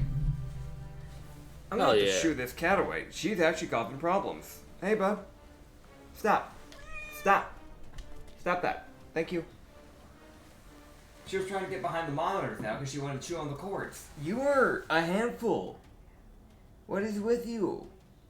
What's with you today? Specifically today. Yeah. It's just right now. She was fine in the morning. It wasn't until we started recording, by the way. Of course, because you're distracted. Yeah, of course. Yeah, you're no longer giving her attention. Yeah? Okay. No. Okay. No, you're not allowed on my desk now. Nope. Keep going. Yeah. Keep going. I'm gonna be fighting her for the rest of the recording, apparently. Yeah, that checks. You can get pets, yeah. But you gotta cut it out. You gotta quit being a bitch. Yeah. Okay. So who's next? So, Fusion did attempt to re-stealth. Okay. As far as he is aware, he is the sneak. So Fair, fair. Can I see with my passive 23? No. Or sorry, 28. Oh, fuck. Okay, hold on, wait. Yes, you can. Okay. You can't tell. I want to mention, with this fucking unit of a dude, he just kind of like slowly wavering side to side. He just standing there just taking this abuse. Yeah, yeah. That's fair. He's just like, oh, okay. I wouldn't be surprised if like he doesn't have any like ability to feel like pain because of how drunk he is. Yeah. Like he might just be numb. Yeah. So comfortably numb. Yep. Yep. So as you would see Fusion slash into Wilosi's leg, you would just see Wilosi just go, cut that out, as he then turns and takes a swing with his reaction, as he uses retaliate. Okay. As he gets his reaction to take one swing on somebody within 5 feet of him who hit him. Okay. And he will hit Fusion with his glaive, as that is what this weapon is. That's what that is? Yes, it is a modified glaive. It's a weird fucking glaive. Yeah, I know. We went through this in the Yeah. fucking Siege campaign. Yeah, we did. Okay. As Fusion gets slashed for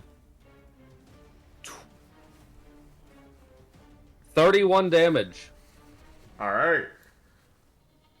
As the glaive like slashes through his through his shoulder as he stabs Willow. Yeah.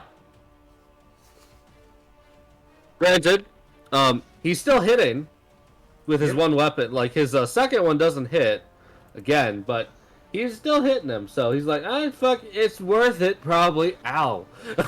Yeah. Like, there's that. Like he doesn't react much to the slash. At least not yet. He's not. The glaive? He's one-handing it. That's surprising. Okay. The only reason why I say it is because that's gotta be clunky. That cannot be comfortable wielding it like that. But I know in the picture he only fine had it with in it. one hand. That's why I was asking. Yeah, no, he's only one-handed. In his other hand, he's got his alcohol. Fair enough. Yeah. He also seems to not be struggling wielding it. Like, he's wielding it like it's a quarterstaff. Gotcha. Yeah. Marina. Fucking an amount of damage. I'm having to do math here. Yeah. -2. Okay, cool. That's 2 damage over here. And then that would be... God, fuck. Alright, there you go. Fucking more damage. Heck yeah. 55 damage from fucking Fusion. Woohoo. Let's go. As I think next up is you. Yeah, it is. Hell yeah. Go. Alright, let me see. Okay. So, okay, I can't do that. RPG. I'm not near 'em. Well, I thought about it, I really did think about that. No, RPG, all of your allies. Do it. Alright, so I'm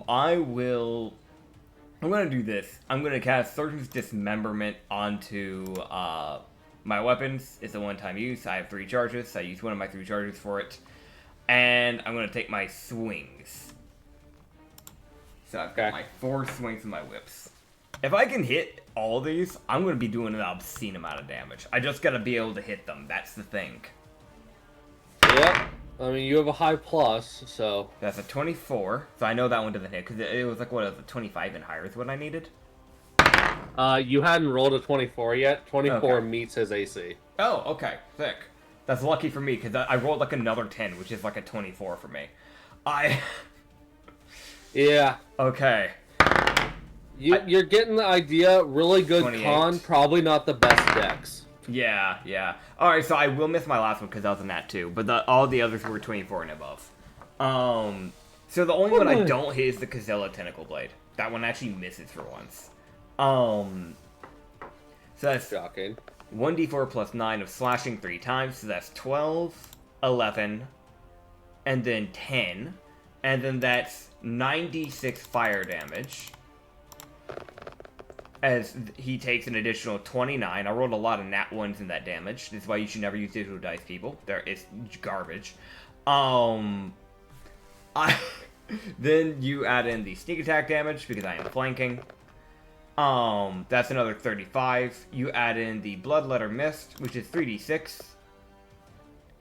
And then I gotta roll the Bloodletter Blade 3 times, because that's 8d6 per hit. So that's what, 24? Yeah. Yeah, it's 24, 8d, that's 24 d6 fire damage. Mm-hmm. I do think I need to go back and rewrite some of that thing, but I think I meant for it to be a charge per weapon for balancing's sake. Okay, do you want me to go ahead and do that, though, real quick? I can do that. Yeah, you just expended 2 extra charges, that's fine. So 27, 24, and then 16. Yeah. Yeah. And then, Yeah. Oh, God. Okay. Yeah. And then, on top of that, I know. Yeah. I'm not surprised. I guess you can pick on which arm this will happen to, or unless you want to allow me to pick. But with Surgeon's Dismember, that's the one where I actively remove a limb, and I was aiming for an arm. So because that at least either allows me to remove his alcohol from him, or allows me to remove one of his weapons from him in the process. Because he doesn't have 2 hands on one arm. So the enemies to hits will take a -2 to his initial modifier. He gets a -2 to strength saves revolving around using his upper body. Yeah. I mean, so, like, either he's got to pick between his glaive or his alcohol, and he'll take 2d8 plus 3 force damage in the process from the hit. So if he just loses his glaive, he just can't use it now, because it's just on the ground? I mean, he could go pick it up with his other arm, but that means he's got to drop his alcohol. Okay, yeah, so he can't use it. Yeah, it's just a matter of priority. Yeah, that's 14 force damage that he would take an additional. But yeah, me personally, I would personally aim for the right arm, but I don't know if you want to leave it up to chance to see which arm's knocked off. So the right would be his weapon. Yeah.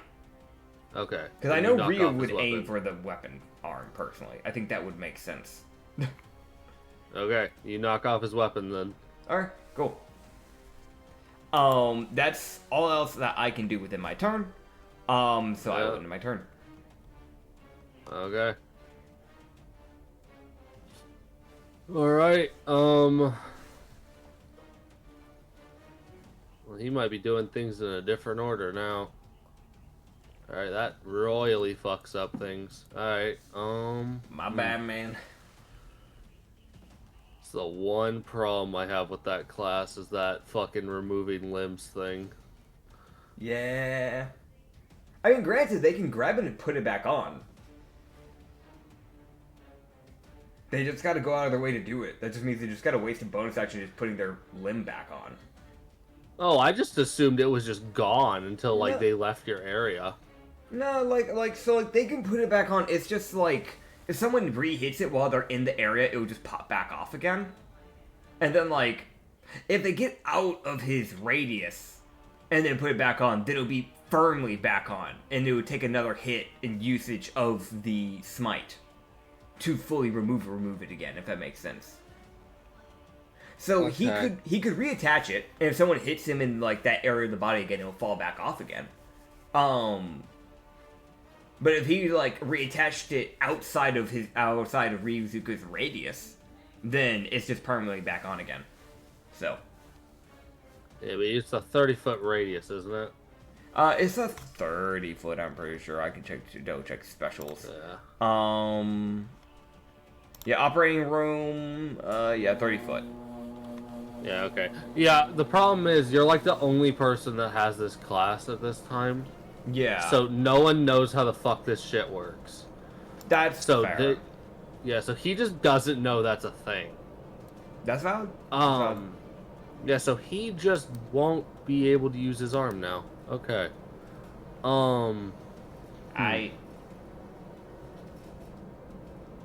Not trying to ruin your boss fight, but Yeah, I know. It makes sense that I try to use whatever I have to my advantage, because I was told Oh, no, kill I'm him not- quick. Oh, you know, I'm not giving you shit. Okay. I'm just more like... No, that, like, that, oh, that, yeah, that, ooh. Yeah, I just saw how much damage he did with one single, like, reaction hit, and I'm thinking, like, alright, if he can do that much damage to the glaive, I really shouldn't let him wield his glaive? Yeah, no, you're completely justified. Yeah. I'm not giving you shit, man, you're fine. Alright. Okay. Cater went next, right? Yeah, Cater's next. Oh boy. Alright. Cater. Okay, hold on. I need to double check. Did I write down... Okay. Yeah, okay. Yeah! Cater, did you just do this? You fucking don't trust. Alright, cool. You would see Cater take a deep breath, as he's actually going to be kind of passive this turn. Okay.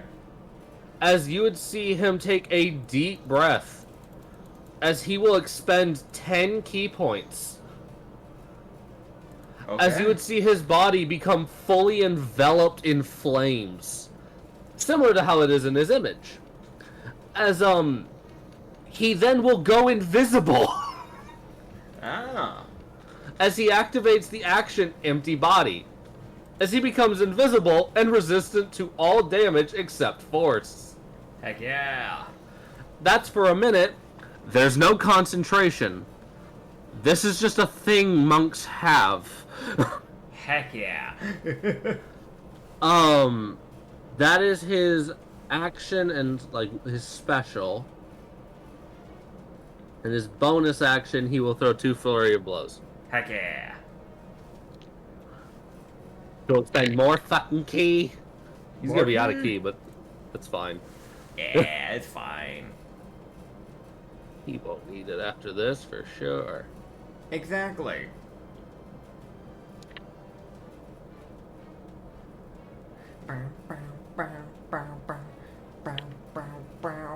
Cool, so he has advantage on his attack rolls since he's invisible. Yep. That's a 17 to hit. That's a 17 damage. He rolled max on both his damage. hits. Nice. As you would then see him essentially, because of the angle of everything, you would see him actually essentially punch up. As essentially you would see like this uppercut of flames erupt up around the body of Wilosi. As Yeah. it's Cat Ear's way to be like, I'm firing a 15-foot cone of fire. I'm really not trying to envelop Peter here. Yeah. So it's like this uppercut of flames, effectively. Okay. He's trying his best. He's like, I can't. Oh God. All right. Woo. Yeah. I can't stop this fire from coming out. So I really. Yeah. All right. I know that would be a problem.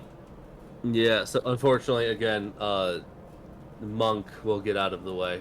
Damn. Oh yeah, Monk can roll me a strength save, by the way. Yes.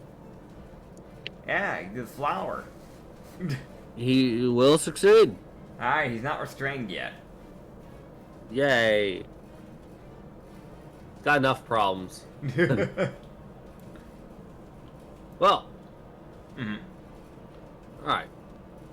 Alright, okay. I still have a funny way I can do this. Alright. That is the end of Cat Ear's turn.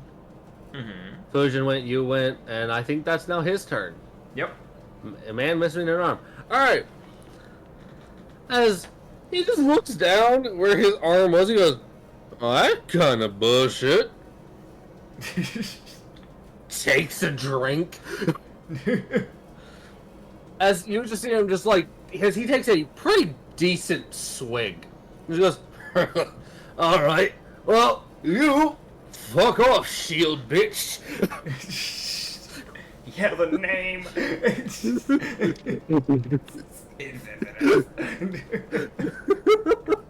Shield bitch. Oh god. As he essentially just reaches up and just throws a fucking front kick into Peter's shields. Fair. As it's the most like off balance, wobbly ass fucking like. There's no finesse with this fucking kick. Yeah. As I think Peter, what's your AC, bud? That is barely. He barely hits Peter. Like you see basically Peter's shields take the hit. Yeah. But Peter can reduce the damage. So let's see if any actual damage gets to. So that's the damage reduction. 21. From how much damage he will take. Okay. So I will now roll the damage from his kick. Alright. Okay, so Peter only takes 10 bludgeoning damage as he's kicked. Okay. As you see this front kick, and you can kind of tell Peter, like, you see his whole body kind of reverberate as he takes this, and he's like, what the fuck? Like, it's that look of, that's a lot of strength for such a normal kick. Yeah. As you just see him just go, alright, and fuck you, small man.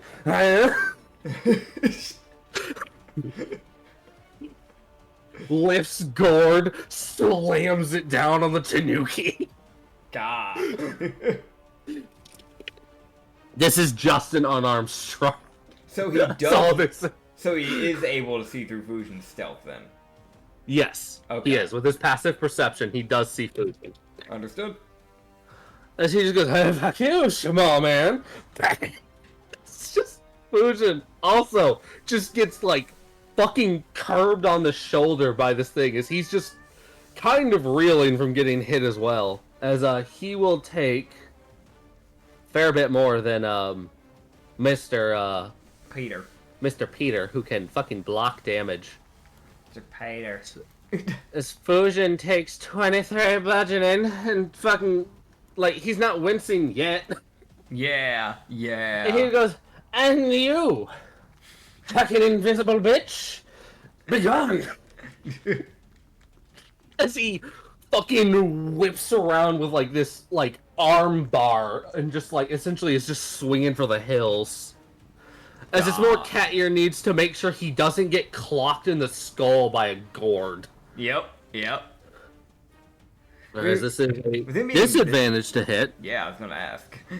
Yeah, no, it is disadvantage. Cat Ear, though, he does have an okay AC. Only 19. Okay. It's an okay AC. I think he still gets hit, though, because man rolled well. He didn't roll great, but he has decent to hits. Alright. Alright, he will catch Cat Ear with this punch. Dang.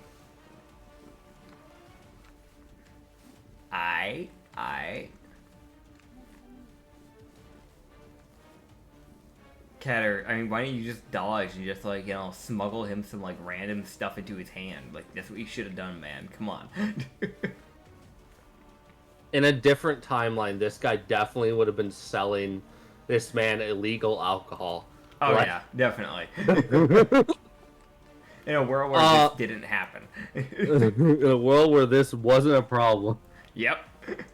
As Cat Ear will take 19 bludgeoning. That's like the lowest roll damage that he did.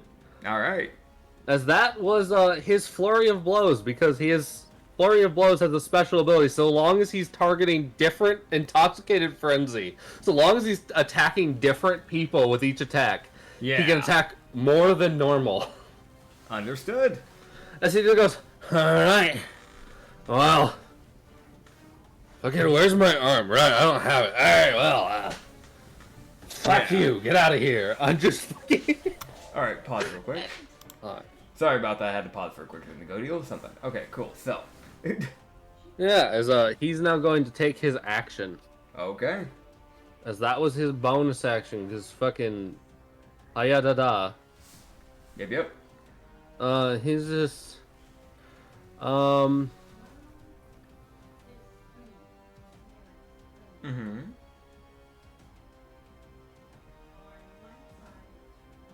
He's real. I'm really trying to think of anything he can do here. Yeah, I gotcha. That's fair. Okay, yeah, no, okay. Also, technically, a gourd's an improvised weapon, so there you go. Woo. Yeah, woo. Fucking poor Fujin getting crushed under like a 3-foot big gourd. Yep. All right, as Okay, here's he is going to.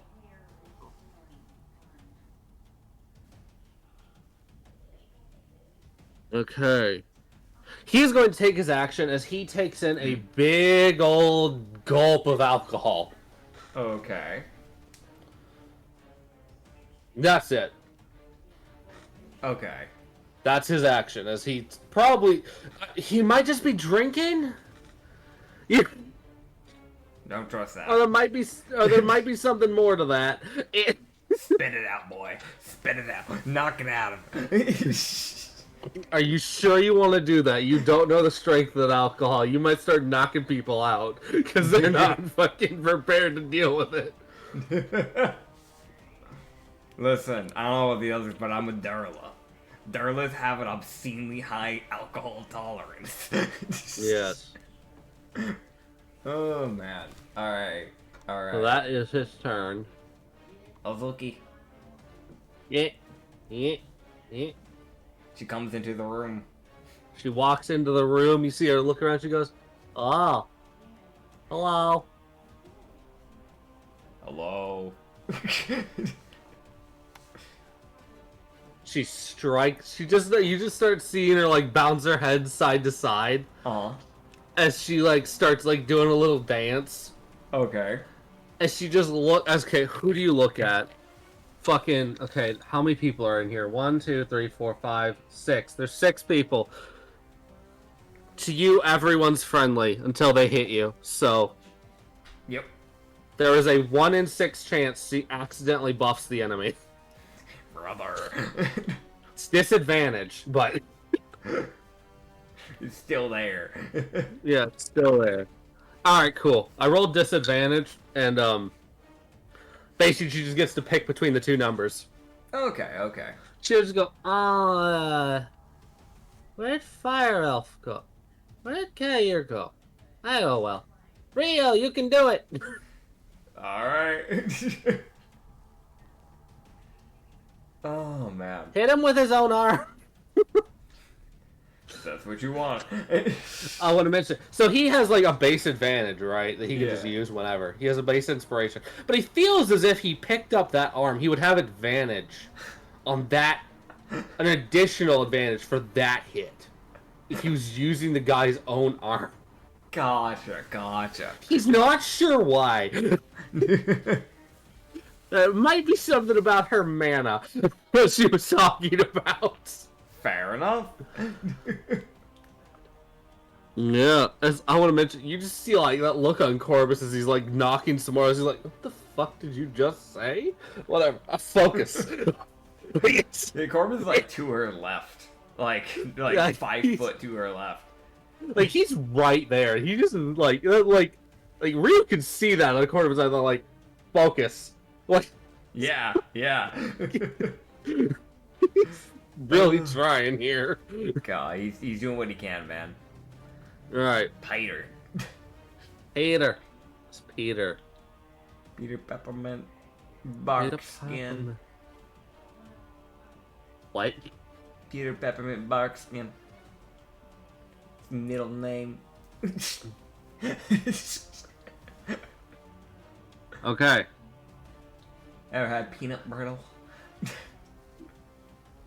Okay, so you would see Peter swing his shields as he's gonna make fucking 4 swings with his shields. Okay. And then he's gonna use his bonus action to maintain his shields up. Alright.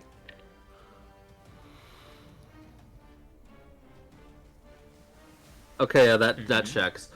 So as Peter starts swinging his shields, the big old bastard who just did like that massive swing, and as he's still spinning, he's taking that sip. So Willow's still making that round back around to Peter. Like he's still making that rotate. As he now just starts getting punched by Peter. Oh, but of course. As there's the 2 hits from his shield. As Peter, but as that would happen, you would start to see as that last, like, that 4th swing goes in, you see, him turns like, oh, fucking good, as he turns around and clocks Peter across the face. As, it wasn't a retaliate, that was a nat 1. The nat 1 was he took damage. Problem, the justification is literally this fucking baboon. Yeah. It's just spinning. God, dude, it's so stupid. I love this character so much. I was so excited for his boss fight. As Peter takes a hefty chunk of damage as he gets clocked in the head. Okay. He takes 36 bludgeoning to the skull. Ow.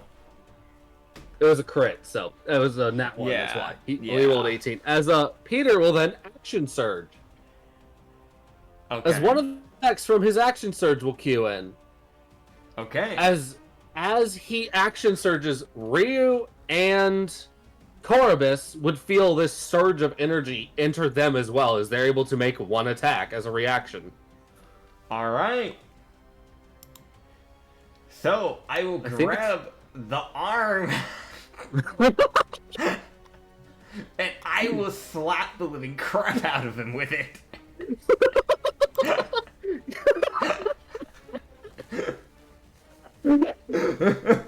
Yeah, go for it.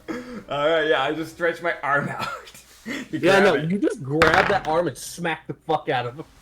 Oh god. Okay. So, like, what is my hit with this? Like, what is this, like an unarmed strike technically for me? So it's like oof, what is this? Do I use his own to hit? Because it's his arm? You know what, bud? Sure. Alright. Wait, okay, hold on. It's still holding the glaive! So you're just technically swinging his glaive at it! Great, so you can use the glaive to hit. Okay, roll, man, you got advantage. I rolled a natural 14 with advantage. So you got a dirty 30. It's hitting. Great. Oh, God. As this burning, like, glaive, like, tears into him and does fucking 32 damage. Oh, man. Dude, I love it. Alright, as fucking Korobus fires an arrow. Just one arrow, because he can't use a tenacity point right now. Okay. Oh boy. But he can just have all of his fucking buffs on it. So Yeah. So he does 23 damage just with one rogue arrow. Oh, am I technically flanking? You can't get sneak attack. You already got sneak attack this turn. You're right. It's not your turn yet. That'd be so funny though, man. I mean, wait, it's the start of a new turn. Yeah. I don't want to use it for this one though, because we'll use it when I do the actual like strikes. I was more just like out of curiosity. I wanted to know if like... I mean, technically, you could use your sneak attack here just to be petty as fuck, but you know, you don't have to. Dude, yeah, I'm not gonna right now. That's just funny. Just a funny thought that I could if I wanted. Yep. Meanwhile, Peter's gonna swing his shields 4 more times. I want to mention Peter's class does have like some cool abilities. Like he can heal other people when he heals himself. Oh heck yeah! But this bastard is like Peter and I'm gonna be honest, the other NPCs are very quickly realizing this is a weirdly multi-targeting boss. Like this is a different type of fighting style that people have not run across before. Yeah. Only one of his additional hits will hit, unfortunately. Just 16. Let me just see. You just. Okay, I know you're a piece of shit. He'll retaliate against fucking Peter. What the heck? As he gets fucking hit with that last one, he goes, "Can you not?" This dude. Oh god. Just decks the tar out of Peter. Oh man. Luckily, it's a frontal attack, so Yeah. he has a chance to negate all the damage. Let's hope. Let's hope. Yeah. What's the damage? I need to know. Alright, that is he needs to block. He might be able to block it all. Might be able to. He takes 2 bludgeoning as he gets his shields kind of up, and like it's just like kind of that recoil going through the shields into him. But he only takes 2 bludgeoning. Okay, okay. So, yeah. Peter is a great tank. It's just he can't keep the guy from just doing this multi-hit bullshit. Yeah. Oh, I'm gonna boy. stay muted Alright. for a little bit because we're still doing this, but you can keep going because I know my turn is. Yeah. Yeah, okay, so that's Peter's turn. Next up, fucking Fujin. Fujin, what do you do, bud? What do you want to do? You know what you want to do? You are going to be a bitch. That's what you're going to do. You are going to be a bitch.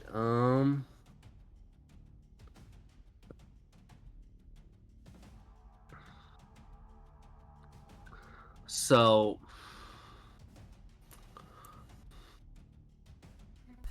Okay.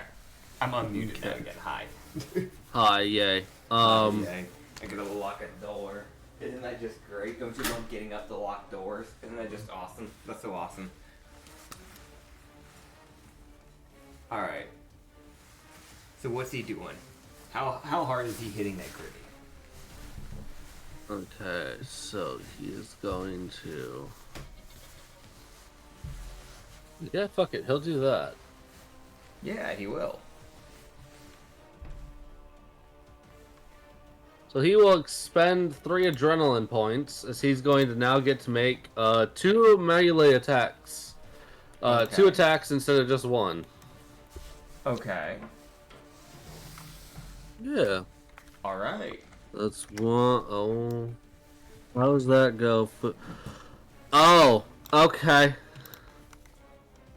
Understood. So as Fusion would start swinging his swords, you would see him swing that frosty blade Yeah. as he's kind of swinging down for the ankle of this fucking behemoth he's dealing with. Fucking Yeah. Willow.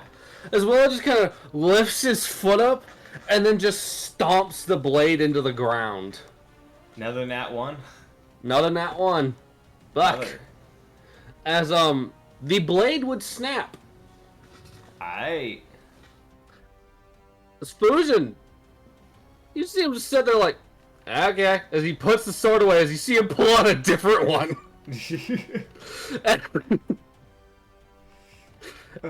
As he seems to have a different magical sword already attuned and ready to go.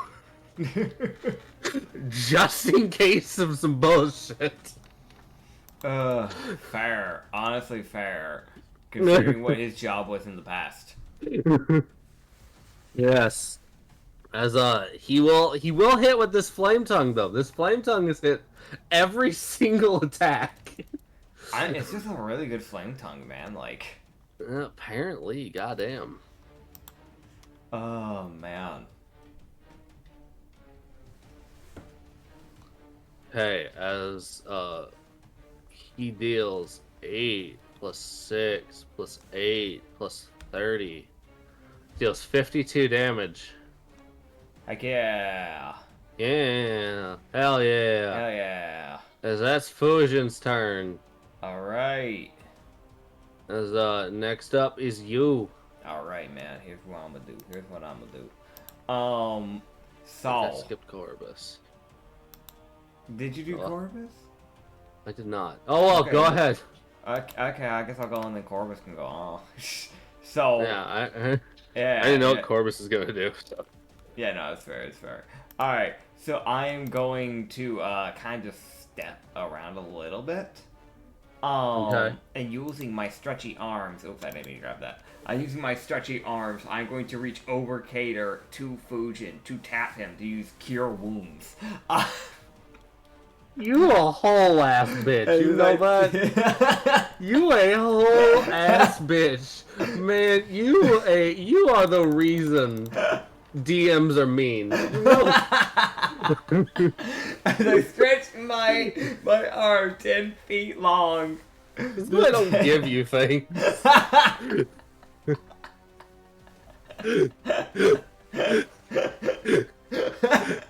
This is why you don't get shit. I've been staying out of range the entire time, for those who don't know. And like, I've been keeping different distance with my whips. And it's like, alright, well, eventually this healer's gotta get close to his allies. You're right. From 10 feet away, cure wounds. Yeah, man. Yeah. Yeah, so essentially I'm using the Cure Wounds from the hat, so that's 68, and it doesn't take a spell slot from me. That's actually a lot of, now like 8 that I just rolled there. So it's 43 plus my Wisdom, which is another 3, so that's 46 healing that he gets back. Dude, he went from, like, approaching bloodied to, like, he's fine. He's nearly at full again. I honestly thought he'd be lower than that, because, like, he's been getting kind of pummeled. Like... He was a guard, so he has a tough feat. Like, okay. And then, he had a little bit of health. A little bit. That's fair. And then I'll take my swings on this enemy, on Wilosi, with my weapons. I know that first one's gonna miss because that was a 22. Second one, that one's gonna miss. Okay, so I sacrificed some of my hits apparently just to heal, which is fair. That's you have the 24. an advantage. Oh, okay. I still have that. I thought that was only for the hand that I used. No, you were given one for the hand. You were given a specific one for the hand, and just a general one because she was like, "You got it." All right. Hit him with the arm. I'd like to use one of the ones that on the natural 2 if I can. Then. Go for it. All right, cool. Didn't matter. Natural 5. All right. But... And then the Kazella's blade. Natural 19. There it is. Ozuki, you haven't done shit. You useless. She's doing what she can, man, okay?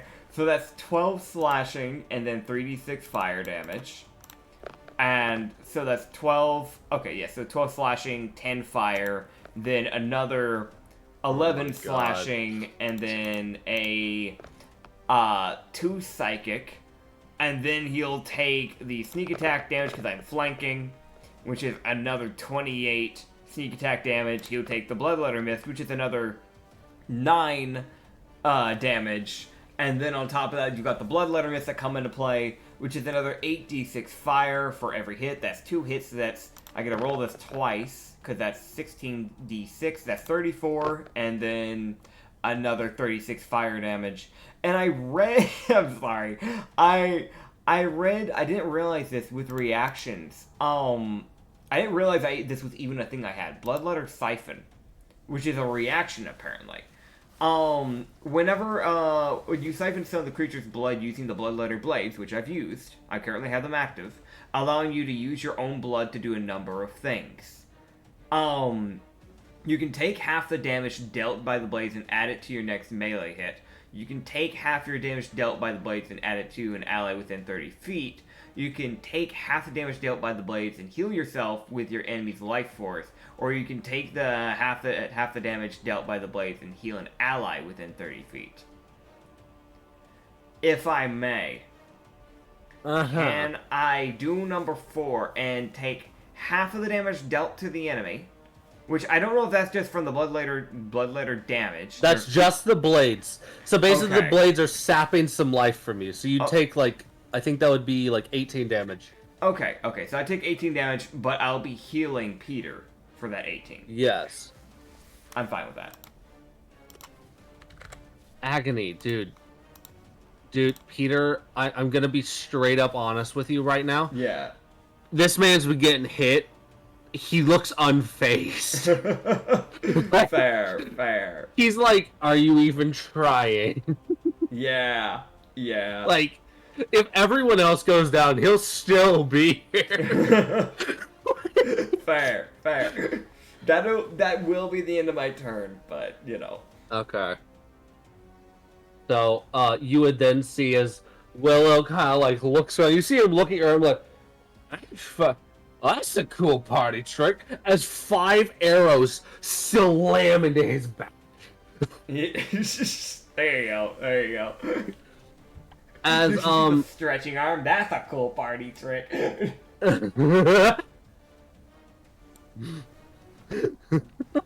Oh god. I rolled all of fucking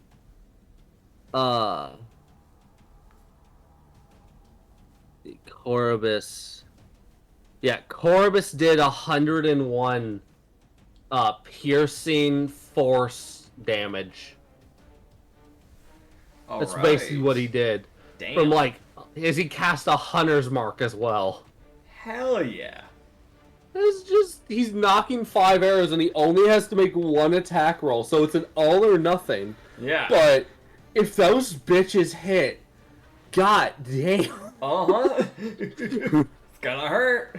Expert archers, man, they suck. They do. You don't want to fight them. Doesn't help that he's using a fucking warbow. That does like a great sword worth of damage. Mm-hmm. Yeah, they're great. They're great allies. Horrible enemies. Mm-hmm. Alright. Oh, I forgot! Sorry, he does a little bit more. I forgot the Elegion's Frost bonus. So, yes, sorry. 114. Yeah, there you go. I fucking Gotta put some respect on that name. Dude. He didn't become a damn dryad for no reason. Oh, man. Oh, God. Fuck off, man. Fuck you stupid bitch. Alright, so, next up. I do believe... is him? Is the man's? Mm-hmm. It is the man's. Alright. As he, like, looks around and is just like, alright. He, like, looks over and, like, Coach is like, you gotta stop that. Hi. There's hold on. Let me check something real quick. Because if I remember correctly, he might try to do this. Hold on. Mm-hmm. Hold on. I'm trying to remember. I feel like for one of these things that he's got, one of these things does something that would help him in this instance. Heck yeah. Actually, Okay. yeah, maybe. I don't know. Like, you're talking about the guy I don't want to live. So. Man. What? Getting all mad. Now you fuck. I'm not even mad.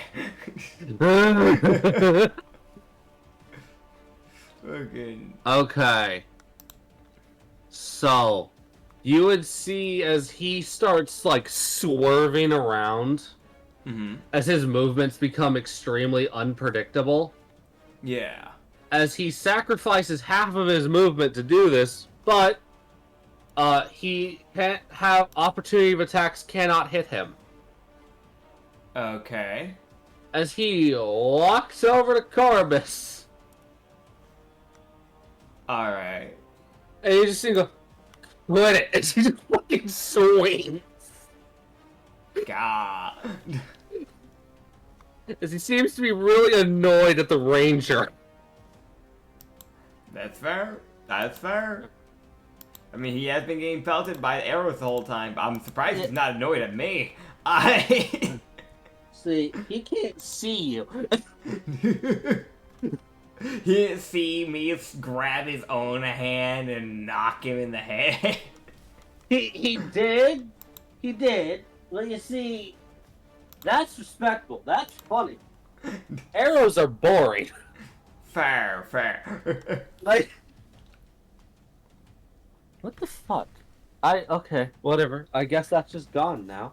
You lost another dice? Brother, not only did I lose it, I have no idea where it went. That's normal. Shut the fuck. I'm not wrong. Shut the fuck up, man. That's I'm You not don't right. gotta do me like that. Dude, it happens almost every session. Fuck you mean almost? Oh. Yeah, you know, it happens every session. My bad, my bad. Yeah. It really does. Okay. I guess I'm grabbing a different dice. That's kind of annoying because I have no idea where that went. Oh, no, that is actually annoying, yeah. Yeah, so there's just a D20 somewhere. You'll find it, maybe. No, I won't. Anya will. Ah, yeah, you right, my bad. Alright, whatever. God. Okay. Fucking this one. Okay, that's my DM dice now. Aight. I have a bunch of D20s for this exact reason. Oh, yeah. What do you mean? Why'd What? you bounce out of the dice holder? Dude. Where'd you go? Dude, how? Where did it go? Oh, hello, air conditioning. No, okay, hold on. No. I gotta explain this. I put it down the dice holder, right? Uh-huh. Dice tower. It bounces on its way out the dice tower and bounces onto the floor and disappears. The dice rolled stealth. I swear to God. I mean, this is the nicest way possible. I don't think the dice want you to roll damage on Corvus. I think the dice have a little bit of bias for Corvus. I would even dare say. Dude, that is the fastest I have lost a second dice. Yeah. Okay? Yeah. That is a fucking first. I'm gonna keep it a straight bug. Yeah, no, that's a new record for you, as far as I know. I hate it. I hate that that's a record that I've set. That bothers me. That will forever bother me. Alright. As it should. Okay. Alright, man. I found my dice. I found one of them. Good job. Oh, goodness. Roll these fucking to hits, I guess. Yeah. Or you could just not, just listen to the, Yeah, as he walks up to Corvus, he does take a big ol' swig of his drink. Yeah. As then he is going to make 2 punches with his flurry of blows. He's gonna deck Corvus twice. Farron. And both of them will hit. What the hell? It's messed up.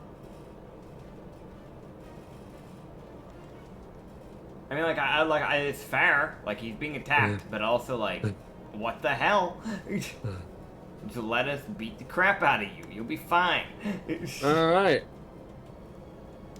As he pummels Corvus for 56 bludgeoning. Ow. In 2 hits. Aye. As he then... Okay, hold on.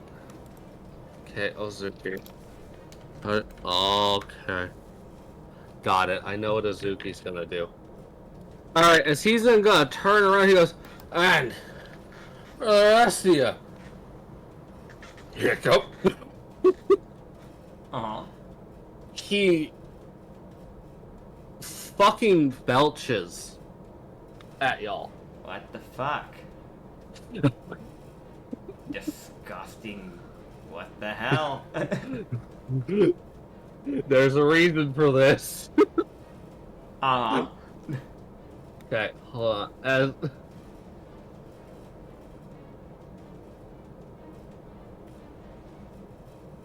As this green gas just erupts from his mouth, that's like just alcohol vapor. Ugh. This is the most just like, oh god, you motherfucker. As the fuck? everyone in that radius, in that little cone. I missed Is he- it, I see. Yeah. So Is basically anyone in that everyone, cone? besides Yeah, it has Corbus. to make a con save. Alright. Disgusting bastards. I rolled really well though, luckily enough. 17 plus 4, so. I don't know why I rolled Corbus. He's fine. Yeah, Corbus is behind. Yeah, he's fine. Fujin, no, you poor Fujin, you poor bastard. Yeah. He is not a con build. He is Dex. Yeah. Okay, as what was your con save? I got a 21. Okay, so you and Peter succeed. Okay. Everyone else fails.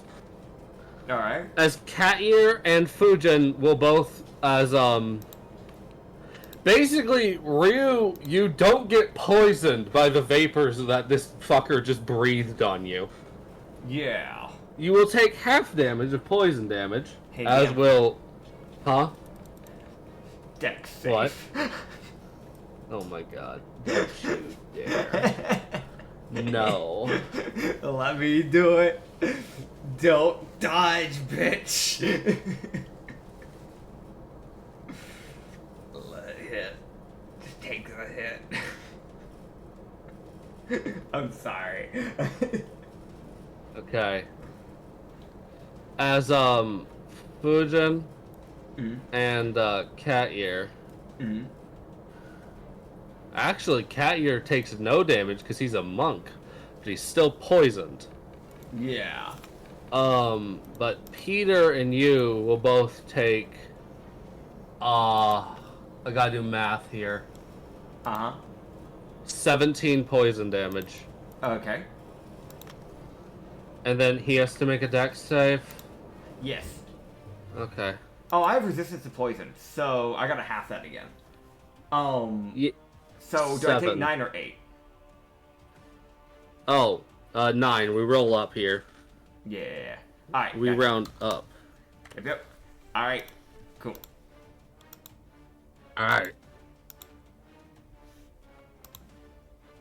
So that was his action. Just to fucking be an asshole. The DC 14, by the way.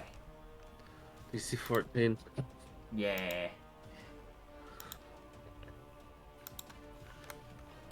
That's wild. That's a nat 2. He gets slapped as he takes 2d10 force damage. God, fuck off, man. So funny, man. There's a 60-foot range. That's why I'm able to do it, by the way. Oh no, Yeah, I understand. So yeah, Astral Hand appears in front of him after he belches, and it's just like the most like dignified, shut the fuck up, what the hell, type of slap. And he takes 13 force. Yeah, you see him just look. He goes, I've seen that one before. That's a funny one. Completely unbothered. Oh yeah, he's drunk. Yeah.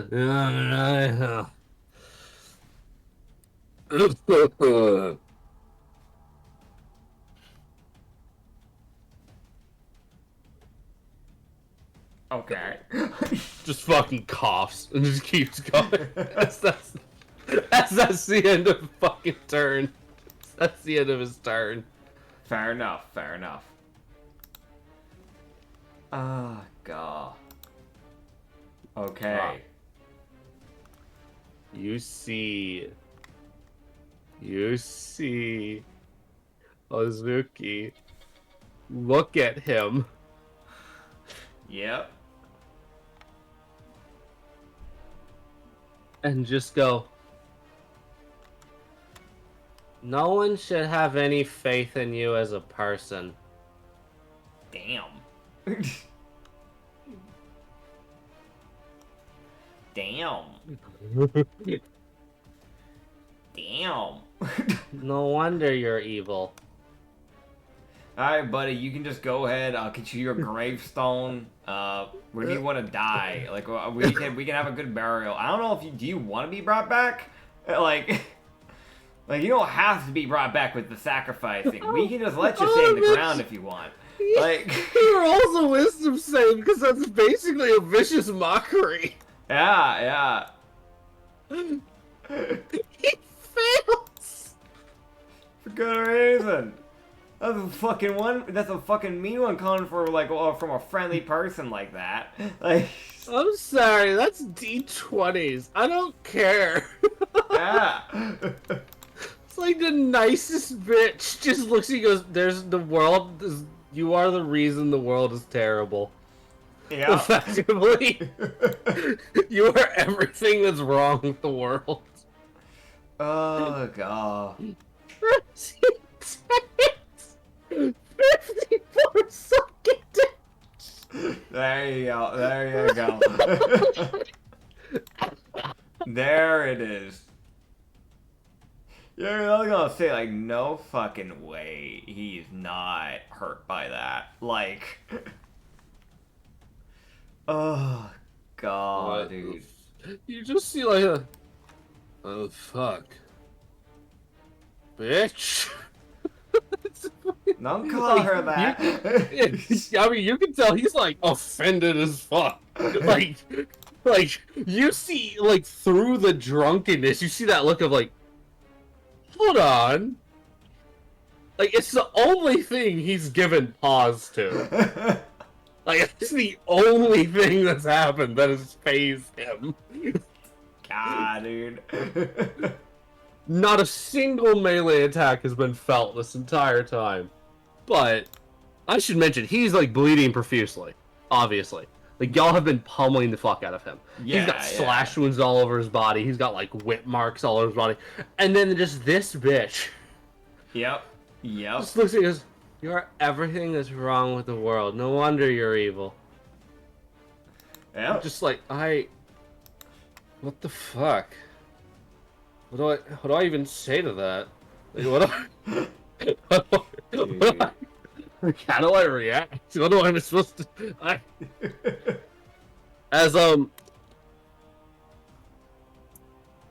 Removed his He will. will after that shit. As it comes Peter's turn, Willow will take a legendary action. Uh-huh. As he is going to fucking lift his gourd up and chug. Okay. Got it. I have my answer for what that does. I rolled a different dice, so I had to figure out what happens. That's fair. See him as he like lifts the gourd basically vertical as it like nearly touches the ceiling. Yeah. As he then puts it down, as he just like hiccups. As he looks. He doesn't look great. He's here. Yeah. He's standing. Yeah. Okay. Alright, as that's the end of his turn. As that's the end of his legendary action. It's the most like, you alcoholic bitch. You You are a crippling alcoholic.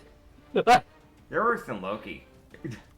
Alright, Fucking another D20 of psychic. as Peter.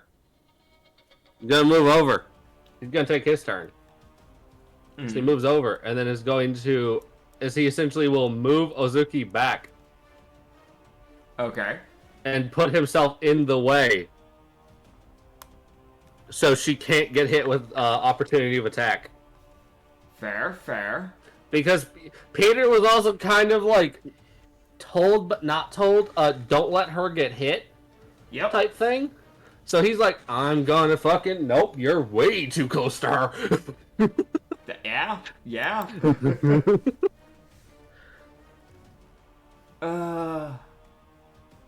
So he will do that as Willow wouldn't bother with the opportunity of attack. That's He fair. just kind of looks at it like he's like, oh, okay. He probably was gonna clock her if you had to guess. Like it was that look of like, bitch, I was gonna leave you alone. Like God. he almost seemed like it's that weird thing. I guess like Ryo would be able to tell this because he has seen people who don't fight exactly like this, but he has seen people like this. Willow's only been attacking the people that have actively attacked him. So she hadn't done shit to him, so he was like, fuck it, I'll leave her alone. Bitch! Yeah. He was given a reason, like.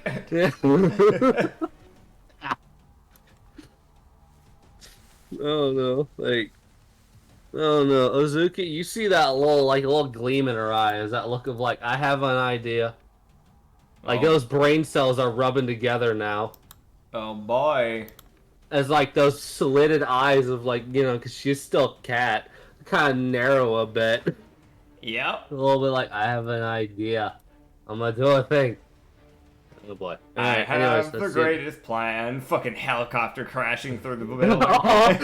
Yes! Yes! That's the type of vibes he gives. For those who don't know, Henry Stickmin's the game. Go check it out.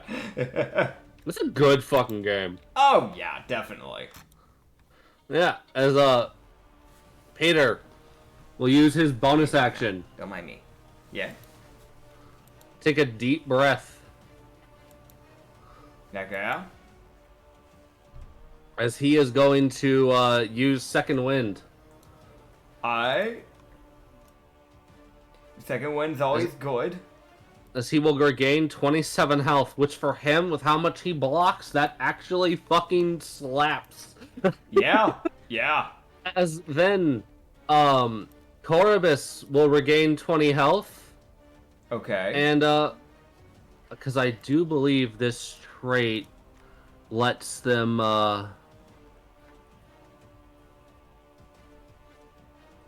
choose up to 3 allied creatures. Okay, so Fusion would also get 20 health.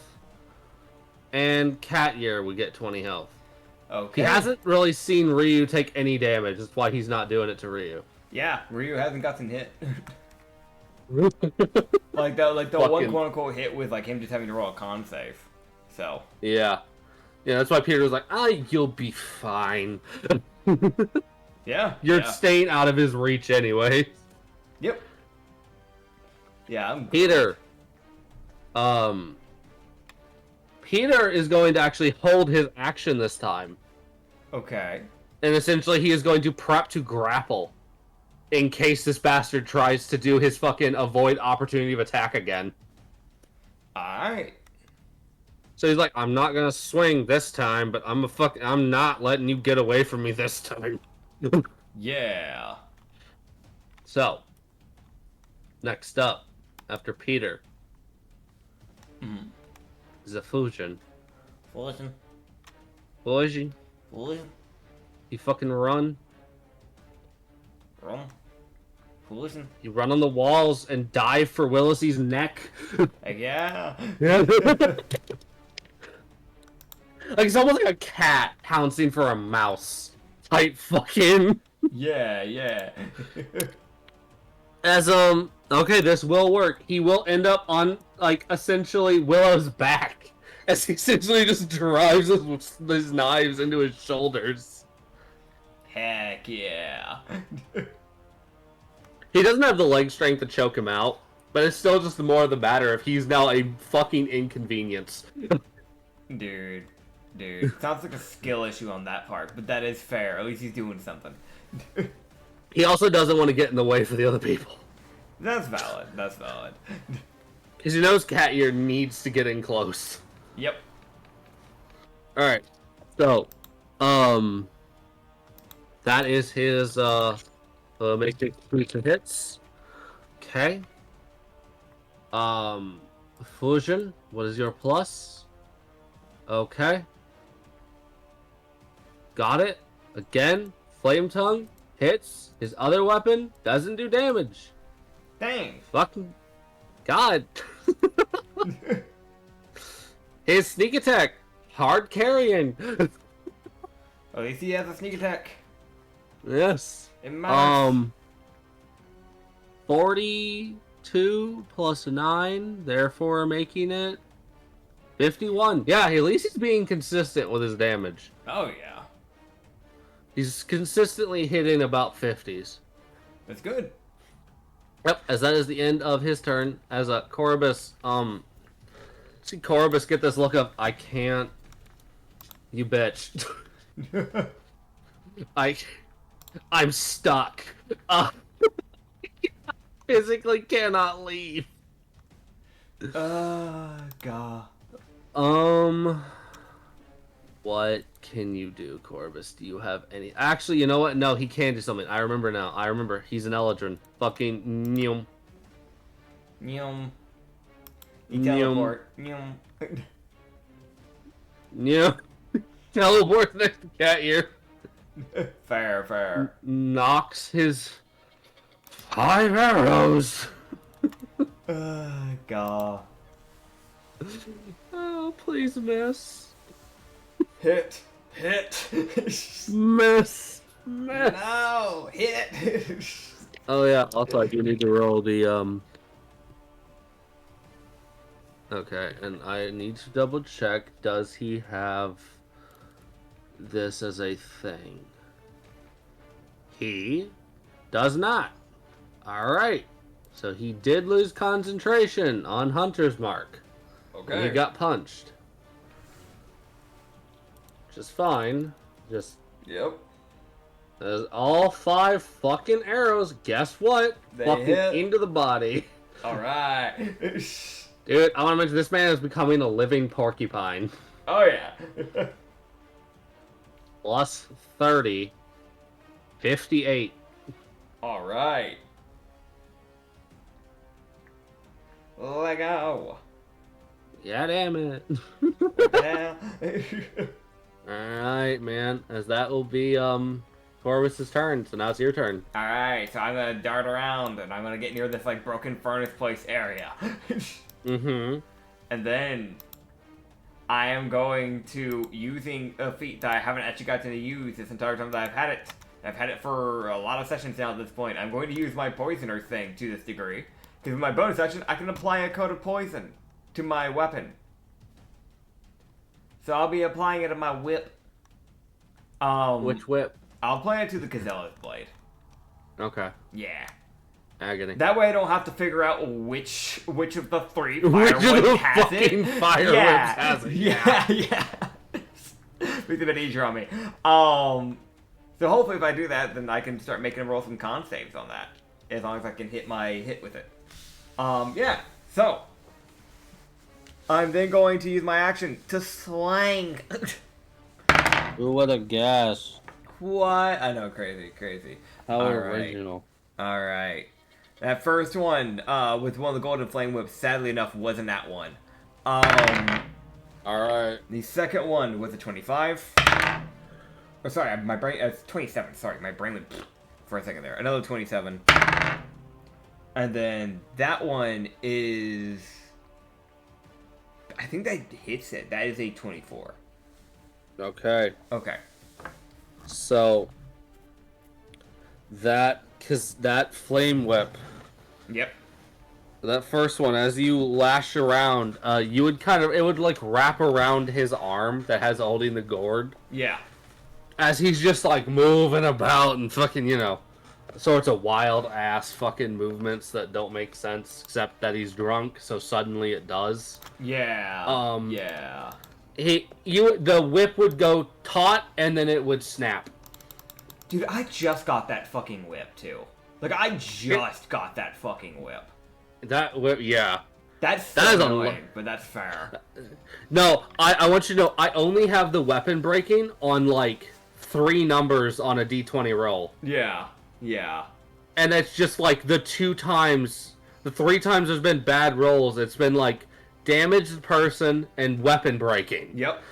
I want to mention, most of the time when I roll on that one on an attack, it almost always breaks my weapon. That is almost the instant go-to. I think I've only taken damage from a nat 1 as Ryu one time. Every other time it's been breaking my weapon. I've lost so many fucking swords and knives. I know, that. and I want you to know, every time that happens, understand I rolled a 1 to a 3 on a d20. Yep. That's the only times I break people's weapons, because I actually really hate breaking people's weapons. Yep. It's just really fucking unfortunate. I guess I'll just go to Yavina and get another one made again. Talk to Fenia, I guess. Probably Probably is an easy fix. I don't know. Yeah, it like has this weird blood spurt as it breaks, almost like it was its own like little like construct she'd made. Yeah, it's one of those things where it's like, it's not like a problem, it's just inconvenient. Yeah, that's it. It's kind of an ass move. We'll see. I hope, you know what, you might not get brought back. Sacrifice him to fucking... You know what, eternal suffering. Vilva. You go to fucking... Velva, give him to Velva. Dude, Vilva brings him back, and he is not the way he used to look. Hey man, I need to commission you. Dude, full on makeover. I need you to redesign this character, but keep the same theme, because he's not changing as a person, I can tell you that much. Dude. Drunken as fucking... God, dude. Did someone ask for Wilosi? Am I wrong on that? Wasn't there one of the gods asking for that, or am I wrong on that? I'm misremembering. I don't remember. Or was it Zer? God, dude. I know, like, people are gonna look back and be like, oh, this got asked for me, and he sent it to this person, this course. It's like, no, if the DM doesn't even remember, does it even matter at that point? I hate to be that way. I don't remember. I know, so I think someone asked for either it was Wilosi or Zer, and I don't remember which. I don't remember. I don't know. Also, I just think giving him to like someone like Vilva is funny. Yeah, it honestly could be. I might just do it just because that's funny.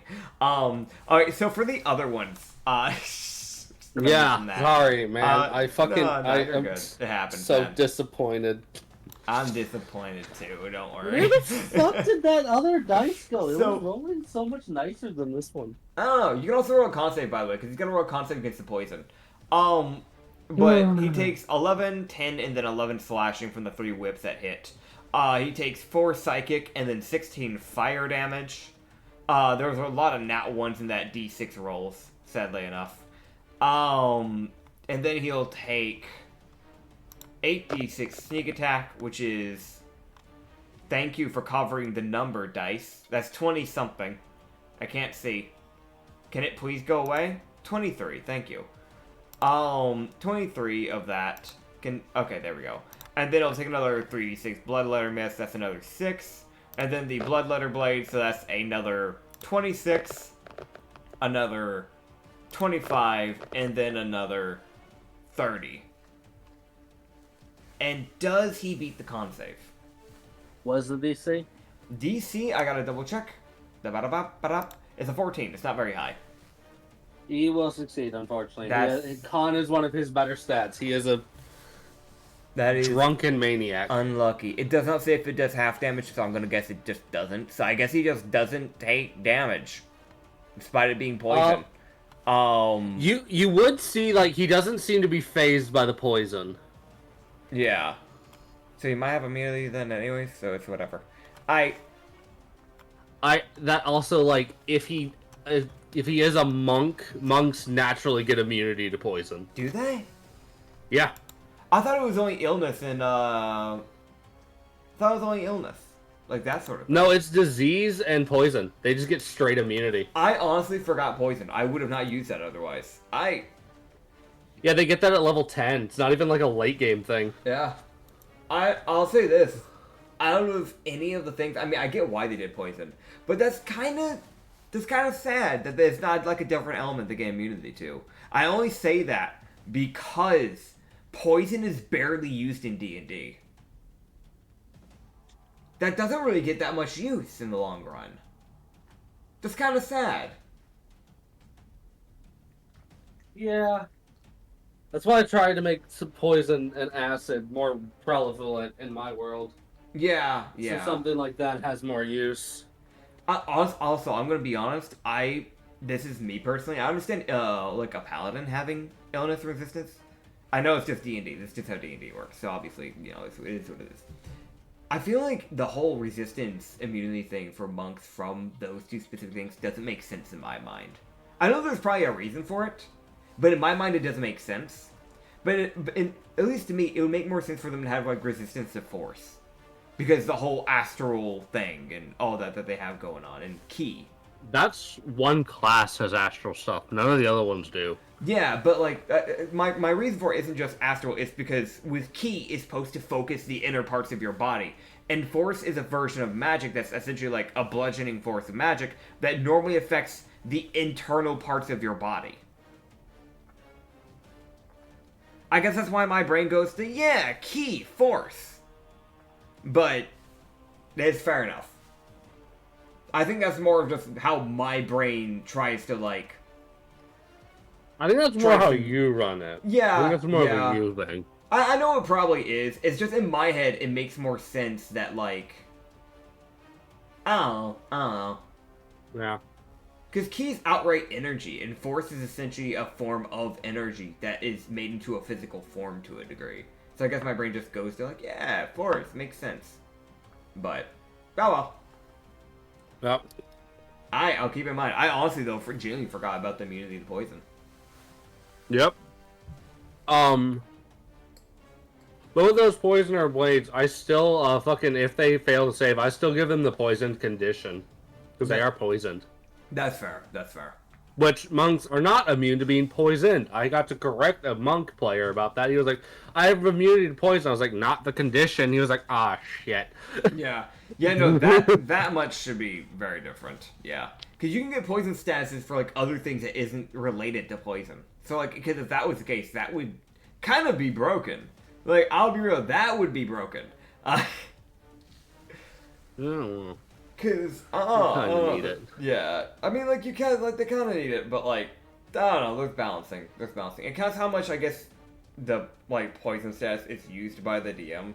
That's that weird thing of like oh, a lot of discrepancy that comes into play. It's like I knew a player that was a friend of mine, and they wanted to play a necromancer for a campaign.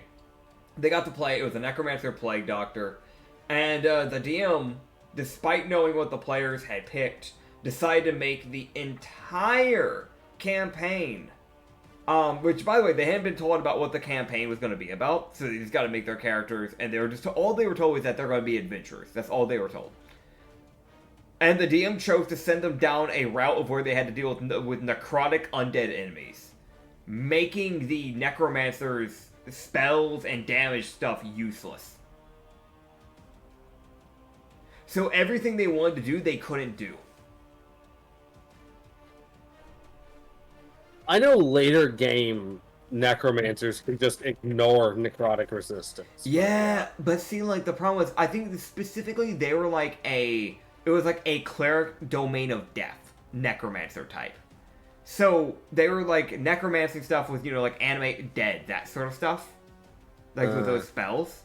But basically, they only did necrotic spells, and because they weren't a necromancer wizard, they didn't get that, that ignorance to immunity and resistance. So no, they actually just couldn't play their fucking character.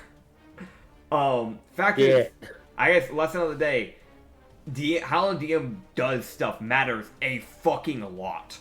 Yeah. So yeah. I know the next campaign I plan to DM after this one. The poisoned condition will be a common pain in the ass. Lovely. It'll be like, alright, con save. Why? You touched water. What? Touch fucking water, you get poisoned. Yeah. It's poisoned water. You touched it. Fuck you, dumbass. You should have used the wooden. You should have used the wooden rickety ass path I told you about. Just aggression. Fuck you. Yeah. Oh, you wanted to investigate this fucking like patch of like shrooms? Alright, poisoned. Why? They puffed some spores in your face. Yeah. You're also blinded, you're deafened, and you're stunned for 5 turns. What the fuck? Wait, what do you mean by turns? We're not in combat. Not yet, huh? Dude, I'm sorry. If I ever hit you with a not yet in that campaign, that means some shit's coming and you need to find cover. Yep. I'm really excited for that next campaign. That's gonna be fun. It's going to be hell. Oh yeah.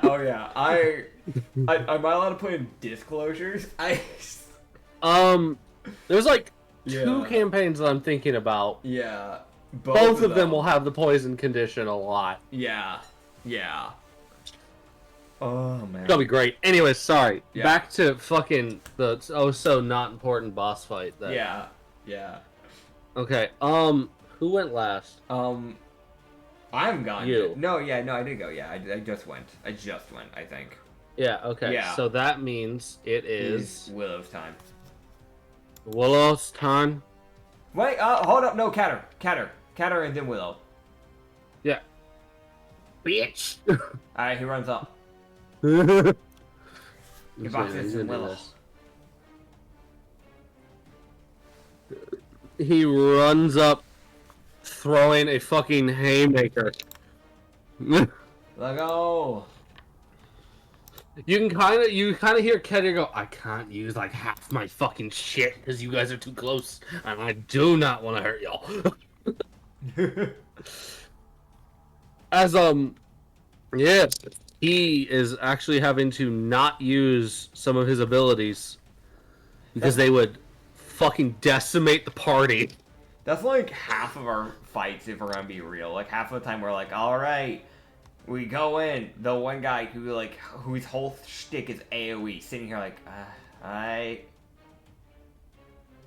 do this. I guess I can. Yeah, I use my weaker stuff, I guess.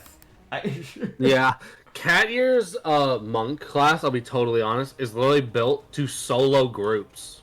Yeah. Because they can just unleash hell. Because they can't get hurt. Fair. Alright, so he's going to take his swing. Alright, cool. So he hits 4, like, not 4, fuck. 3 of his punches. Alright. Big old detonation of fire goes into the ground as he punches them. Okay. Dex save, Willow. I think he fails that. Oh, finally. Yes, with a dirty 15, he will fail. Nice. I was really like, is the player really saying finally? Yes, he's done dex saves multiple times against the same guy, and Catter has not hit one of these. Yeah, he's only getting half damage because the damn dude's fucking evasion, but still, he's trying to help. Yeah. Actually, he hasn't even done damage from it, right? Because of the monk evasion. Yep. Yeah. That fire hasn't been able to hit once. It's the first time it's actually hit. But you would also see where Catter's that igniting himself kind of comes in with every single punch. You see those flames essentially like wreath off of him and try to envelop Willow. Like they only envelop him a little bit, but it's wherever his hands are that envelop. As he gets Flame Master's Might dealing extra damage. Nice. As he's hitting him. Yeah, that's why he ignited himself. Like, oh. Yeah. Very he does. Yes, it's a lot of fire damage. Hello, If you're not resistant, this fucker sucks. Yeah. Even if you are resistant, it still sucks. That's when you want immunity. Yeah. He looks at you and goes, anyways, I bypassed. It's like, what do you mean?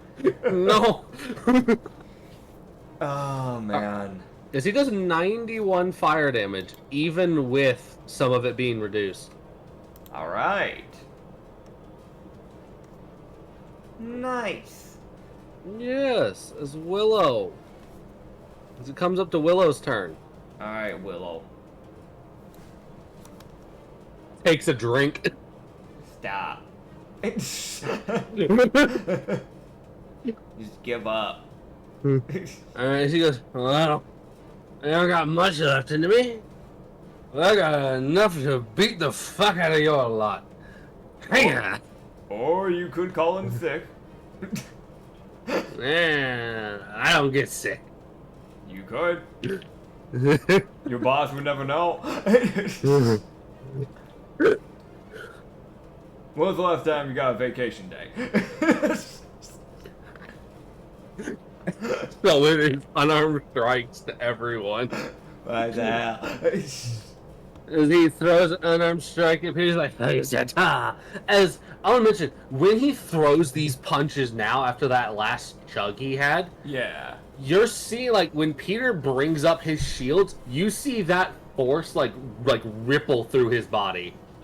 Gotcha. As there's a lot more force coming in behind that punch now. Okay, yeah, so he's buffing himself, essentially. Yes, as with every swig, I'll now reveal it, he's buffing his damage. I had a feeling. And that legendary action buffs it even further as it lets him skip a few turns effectively. Fair enough. Skip a few turns of damage buffing. Bullshit. I mean, I think it's a cool mechanic. No, it is. Hell yeah. But bullshit. I mean, that's fair. It is kind of bullshit. When he started chugging, I figured he was either boosting his damage or he was buffing his health. Because I know he wasn't buffing his speed, because he was slow as fuck. So it had to be one of the two. Yeah. You kind of get the feeling he's just not been moving at his full speed. Like, he could have been moving way faster, because he is probably a monk. Yeah. Okay, so, Peter does remove 21 damage as this punch hits him. Yeah. And he still takes 28 bludgeoning. Damn. As he then will swing and deck Cattier. Hitter. It's kind of fucked up, but okay. Yeah, you're right. And like, what did he ever do to him? Like, what's that Oh, about? I don't know. Maybe set him on fire. No, bullshit. As Cater takes 49 bludgeoning damage. He just kind of takes that on the chin. As he just goes, and for you, tiny friend. Just slams his back into the fucking wall. What the hell? Can I reactionary stretch in my arm to pull him? He's just making an unarmed strike, man. I know. The flavoring, come on. Alright, Fusion, how much damage you taking, bud? I don't know.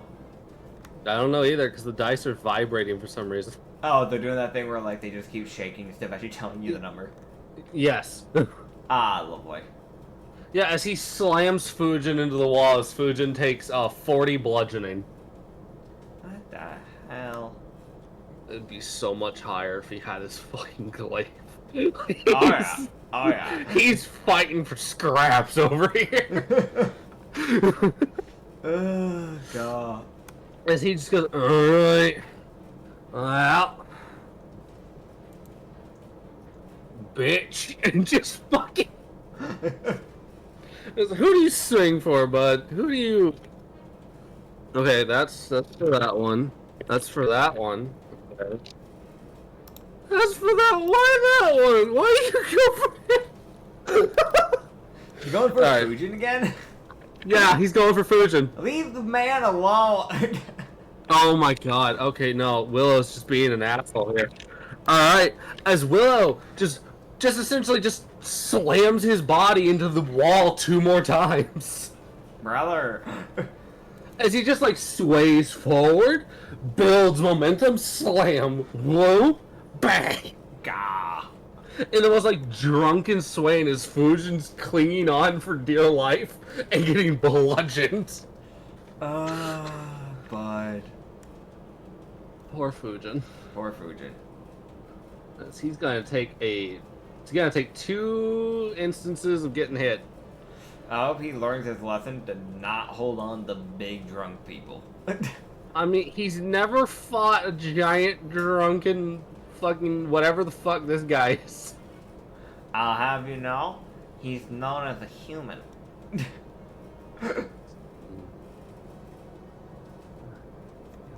Jesus Christ. As Fujin takes 89 bludgeoning damage. At checks, that's a lot of weight. This is not a small guy we're dealing with. No. As you see that crushing of the wall, you see that first hit, he goes, ugh, like that cough, and then that second one hits as he coughs out blood. Like a fair chunk of blood. That's fair, that's fair. I don't blame him. I have to... oh my god. As Fujin, not only that, goes through the wall. Brother! As he then just lands on the ground. He's knocked prone. Gah. As there's just Willow's, like, the thing of, like, you're grappling. Hang on for dear life. You can't? Alright, how's the wall doing? Not good. Alright, you're going through it. Oh, God. It's a rickety-ass old house. Yeah, yeah. Just Fuji just on the ground, coughing up blood. That checks. That does check. Poor dude. He's a guard who relies on dexterity. Yep. He didn't expect to be dealing with a drunken maniac. Oh, yeah. He's like, I'm telling people with no self-preservation, but this is something different. That's a different level of I don't give a shit. Oh, God. Willow stares down death and goes, okay. Alright, as that is his action and bonus action. Alright. Uzuki pokes her head in. And Uzuki.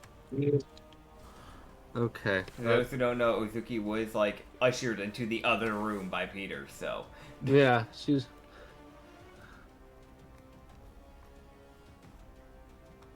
Mm-hmm.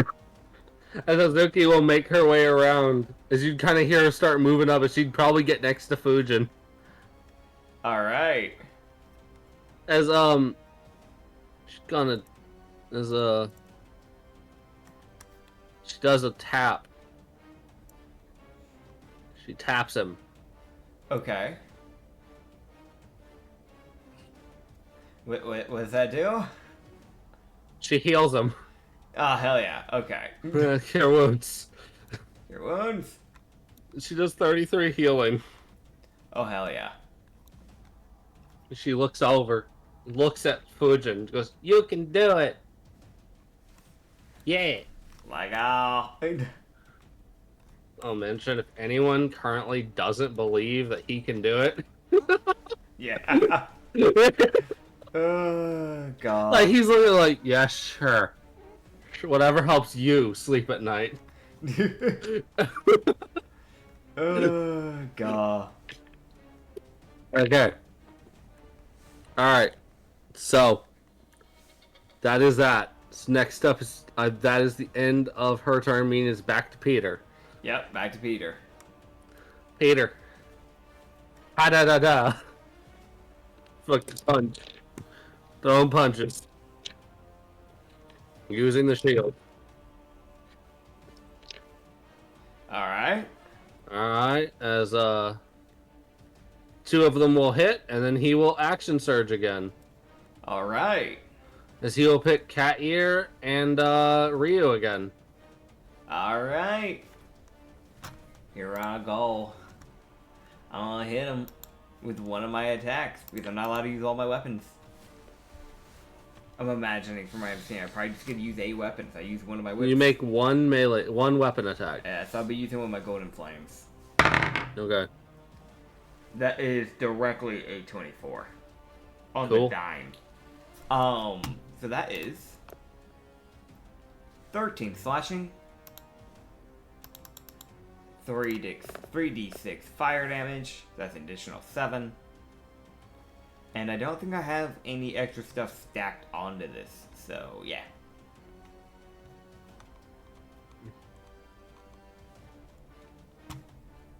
I gotta scroll so far. Wow. Because D&D Beyond doesn't keep up with the fucking...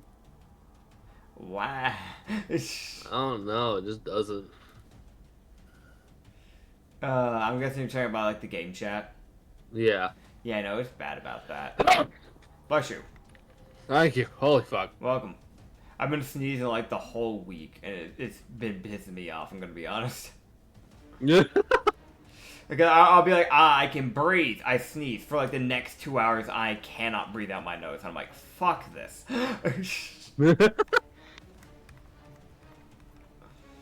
Ugh. But yeah, so like, what about him? Is he doing any damage? Cat ear does a punch. You do a punch? As with you and Peter together, y'all do 90 damage together. Nice. As cat ear, so I was rolling him as you did your damage, so I just added them together. Yeah. His cat ear does 36 with one solid hit as his body is on fire doing damage. Nice. His Willow does not seem to be doing great. Good. Alright. I That's mean, the end this of Peter's is the turn. nicest way, but I am ready for him to die.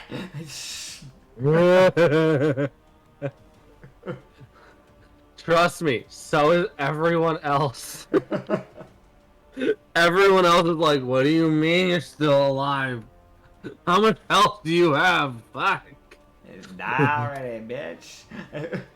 He's probably giving himself fucking temp health every time he drinks. I figured. Alright, Fusion. You see Fusion get up, take swings, like just the most like plays, just fucking, and I Yeah. tries, like you can tell his back and like body is killing him. Now we check. He misses both. Eh. God damn it! He just doesn't hit, Brother. even with the advantage.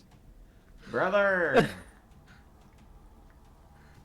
He rolled 2 7s and a 3. Eh. Alright, that's the end of Fujin's turn. Alright. His Corvus gone.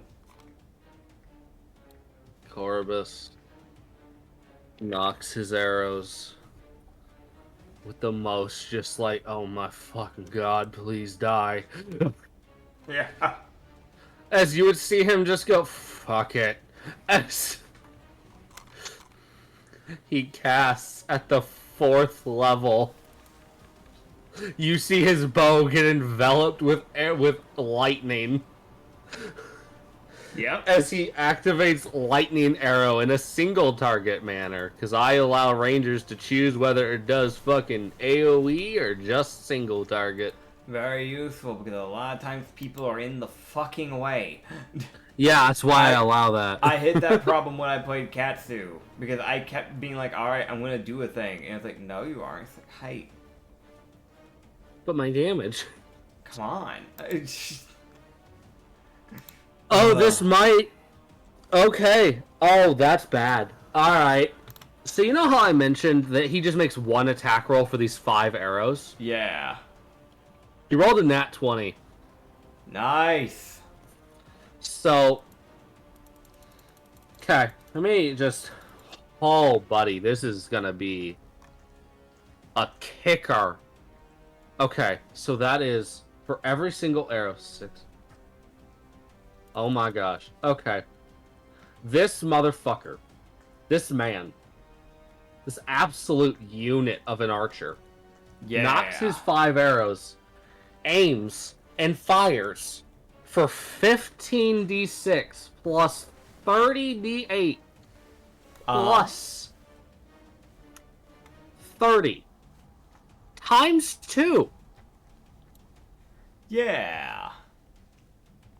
Lightning arrow go hard. Let go. God. Alright, yeah, normally I like PCs getting the kills. Yeah. That is over fucking... That is over 400 damage. Can't do anything about it. He gets the kill. Oh my god, Corvus just fires the arrows into fucking Wilosi as they punch into his body, and they, like, it's just like the fletchings that are sticking out. Yeah. As those arrows fully go into his body. As Willow just stands there, like, and just, like, coughs out a large bit of blood. As you would see as he starts to be about to fall over and then rights himself again. Brother. As he enacts final stand. Brother. And fucking Corvus goes, I swear to God, can somebody kill him? Alright. I swear to all the gods, can somebody kill this motherfucker? Final stand meaning he's at 1 HP. Uh-huh. Alright. I know what I'm doing. How do you kill him? I'm gonna walk up to him, Uh-huh. and then I'm gonna walk away, hoping to proc opportunity of attack. Okay. Does he take the swing? I like full on do like a strut walk between him and Caddy and start walking away. Yeah, he'll take this swing. Alright. Into Maja the final hand! stand, he will make it at advantage. Yep. So he will hit you. That's okay. He can roll a dex save. I might finally do the thing that we've been trying to do for so long.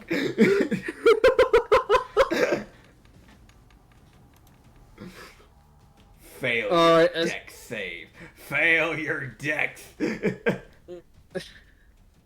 He's going to clock you in the back, Ryu. Mm-hmm. For 48 bludgeoning. Okay.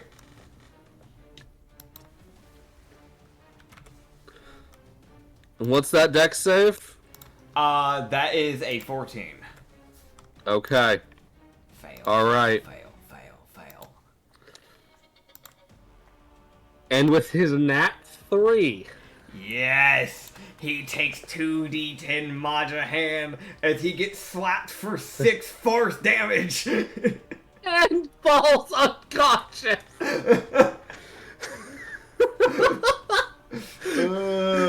Yes!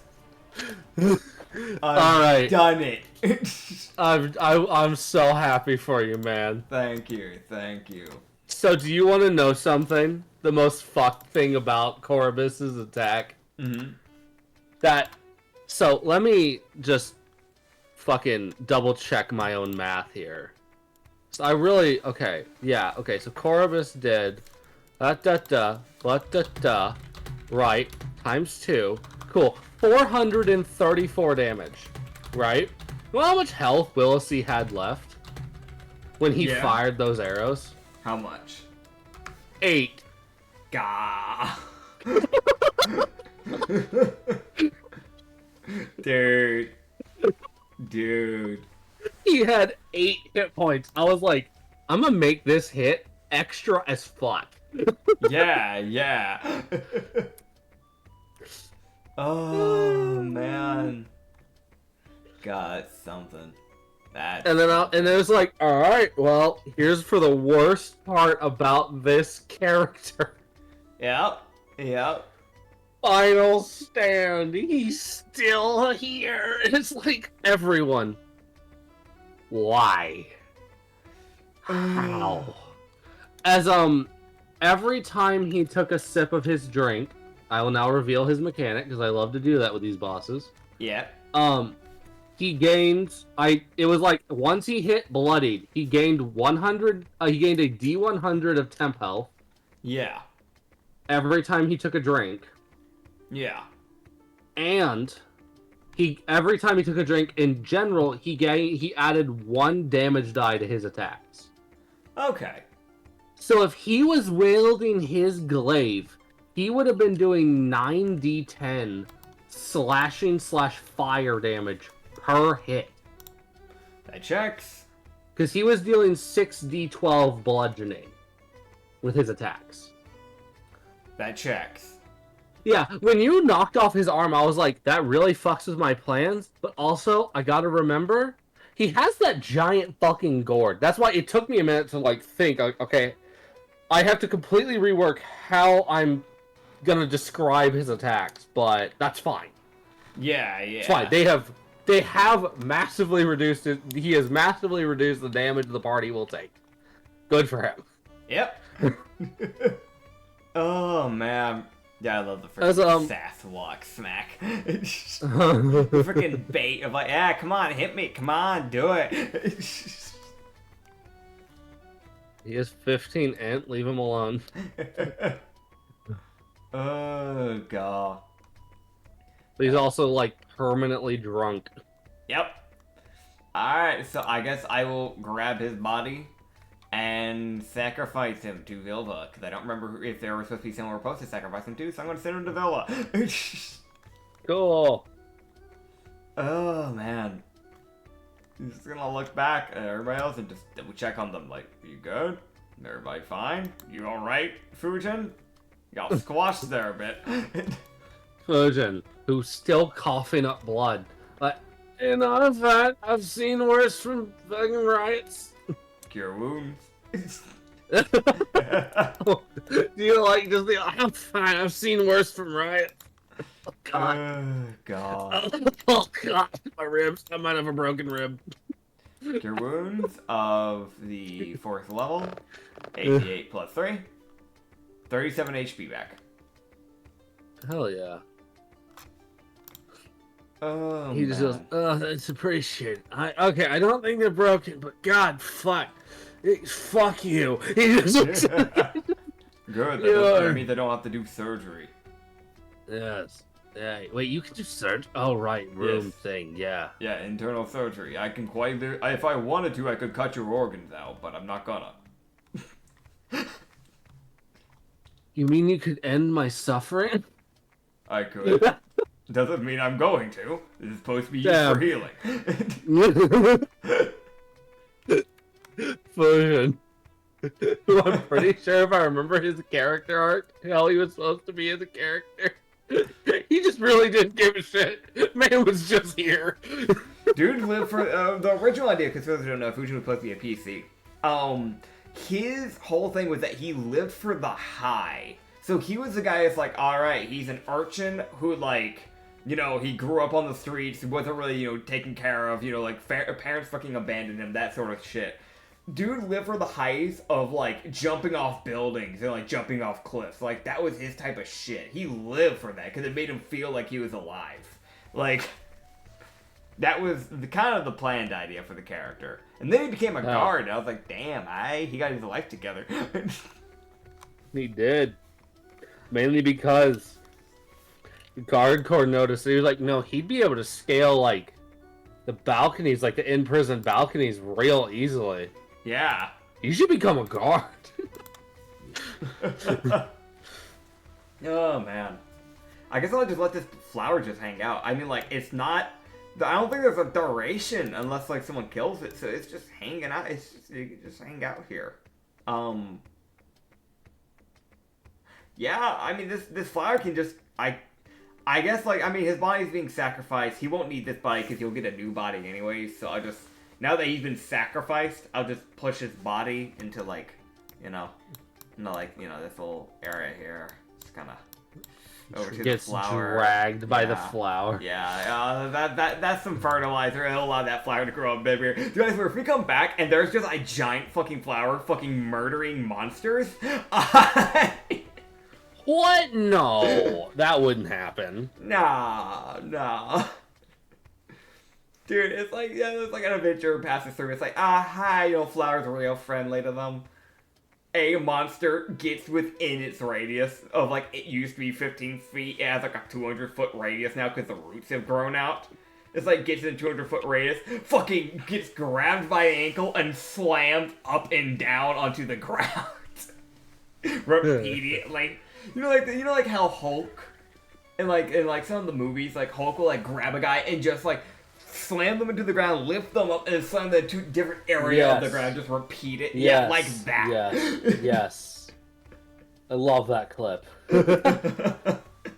Alright. Yeah. Well, that is the Wilosi boss fight. Yeah. I hope you liked him. He was one of the ones I was the most excited for. Yeah, no, he was good. He was a good fight. He had the most unique gimmick, in my opinion. Oh, yeah. At least of, like, the base, like, the big, conduits. I was like, I'm gonna make Willow, like, he's not even the final, like, big bad of, like, the conduits. No, he's just annoying. Yep. Like, he's just the most infuriating. Like, just die. You petty. Oh my god. Yeah, no, I get it. I normally have, like, a freaking BBG like that, or not BBG, but, like, mini boss or two like that as well, and I always like having those type of things. They're good. They're good.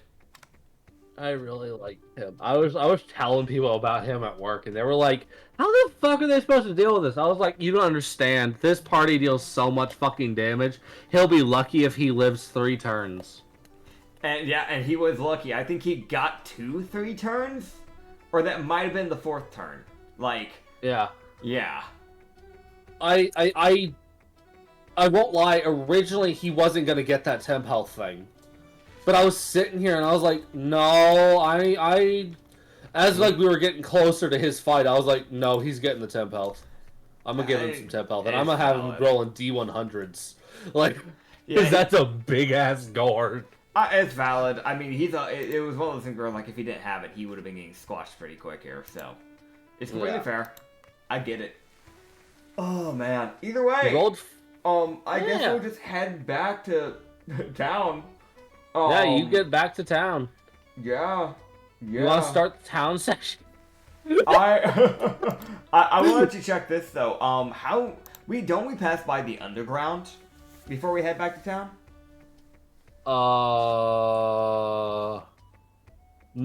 Unless you want to, you don't you're 2 days away from it. Okay. On your way back. We don't have anyone that can speak Draconic, though, can we? Draconic? Draconic. Because there's the underground dragon that just hit me. But we never sent out a group for it because we were trying to preserve, people. I should have done that. I didn't think about that.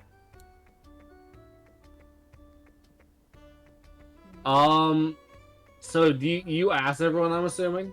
Yeah, I'll ask around. Yeah, Cora is to go, I speak Draconic. Would you be willing to try and talk with a dragon? I can certainly try. Alright, let's go. Oh, what do you mean? We have an underground dragon that is hibernating. Oh, boy. Yeah, I guess that's where we'll end up. As y'all head for Crossroads, surprise extra mission. Yeah, I forgot. Oh wait, no, it's near Karan. Wait, where's Karan at? I thought it would be in the underground. I just read. Is Karan in the underground? It's on the way into the Underdark, yeah. Okay, then yeah, that's where we're going then. We're heading to Karan.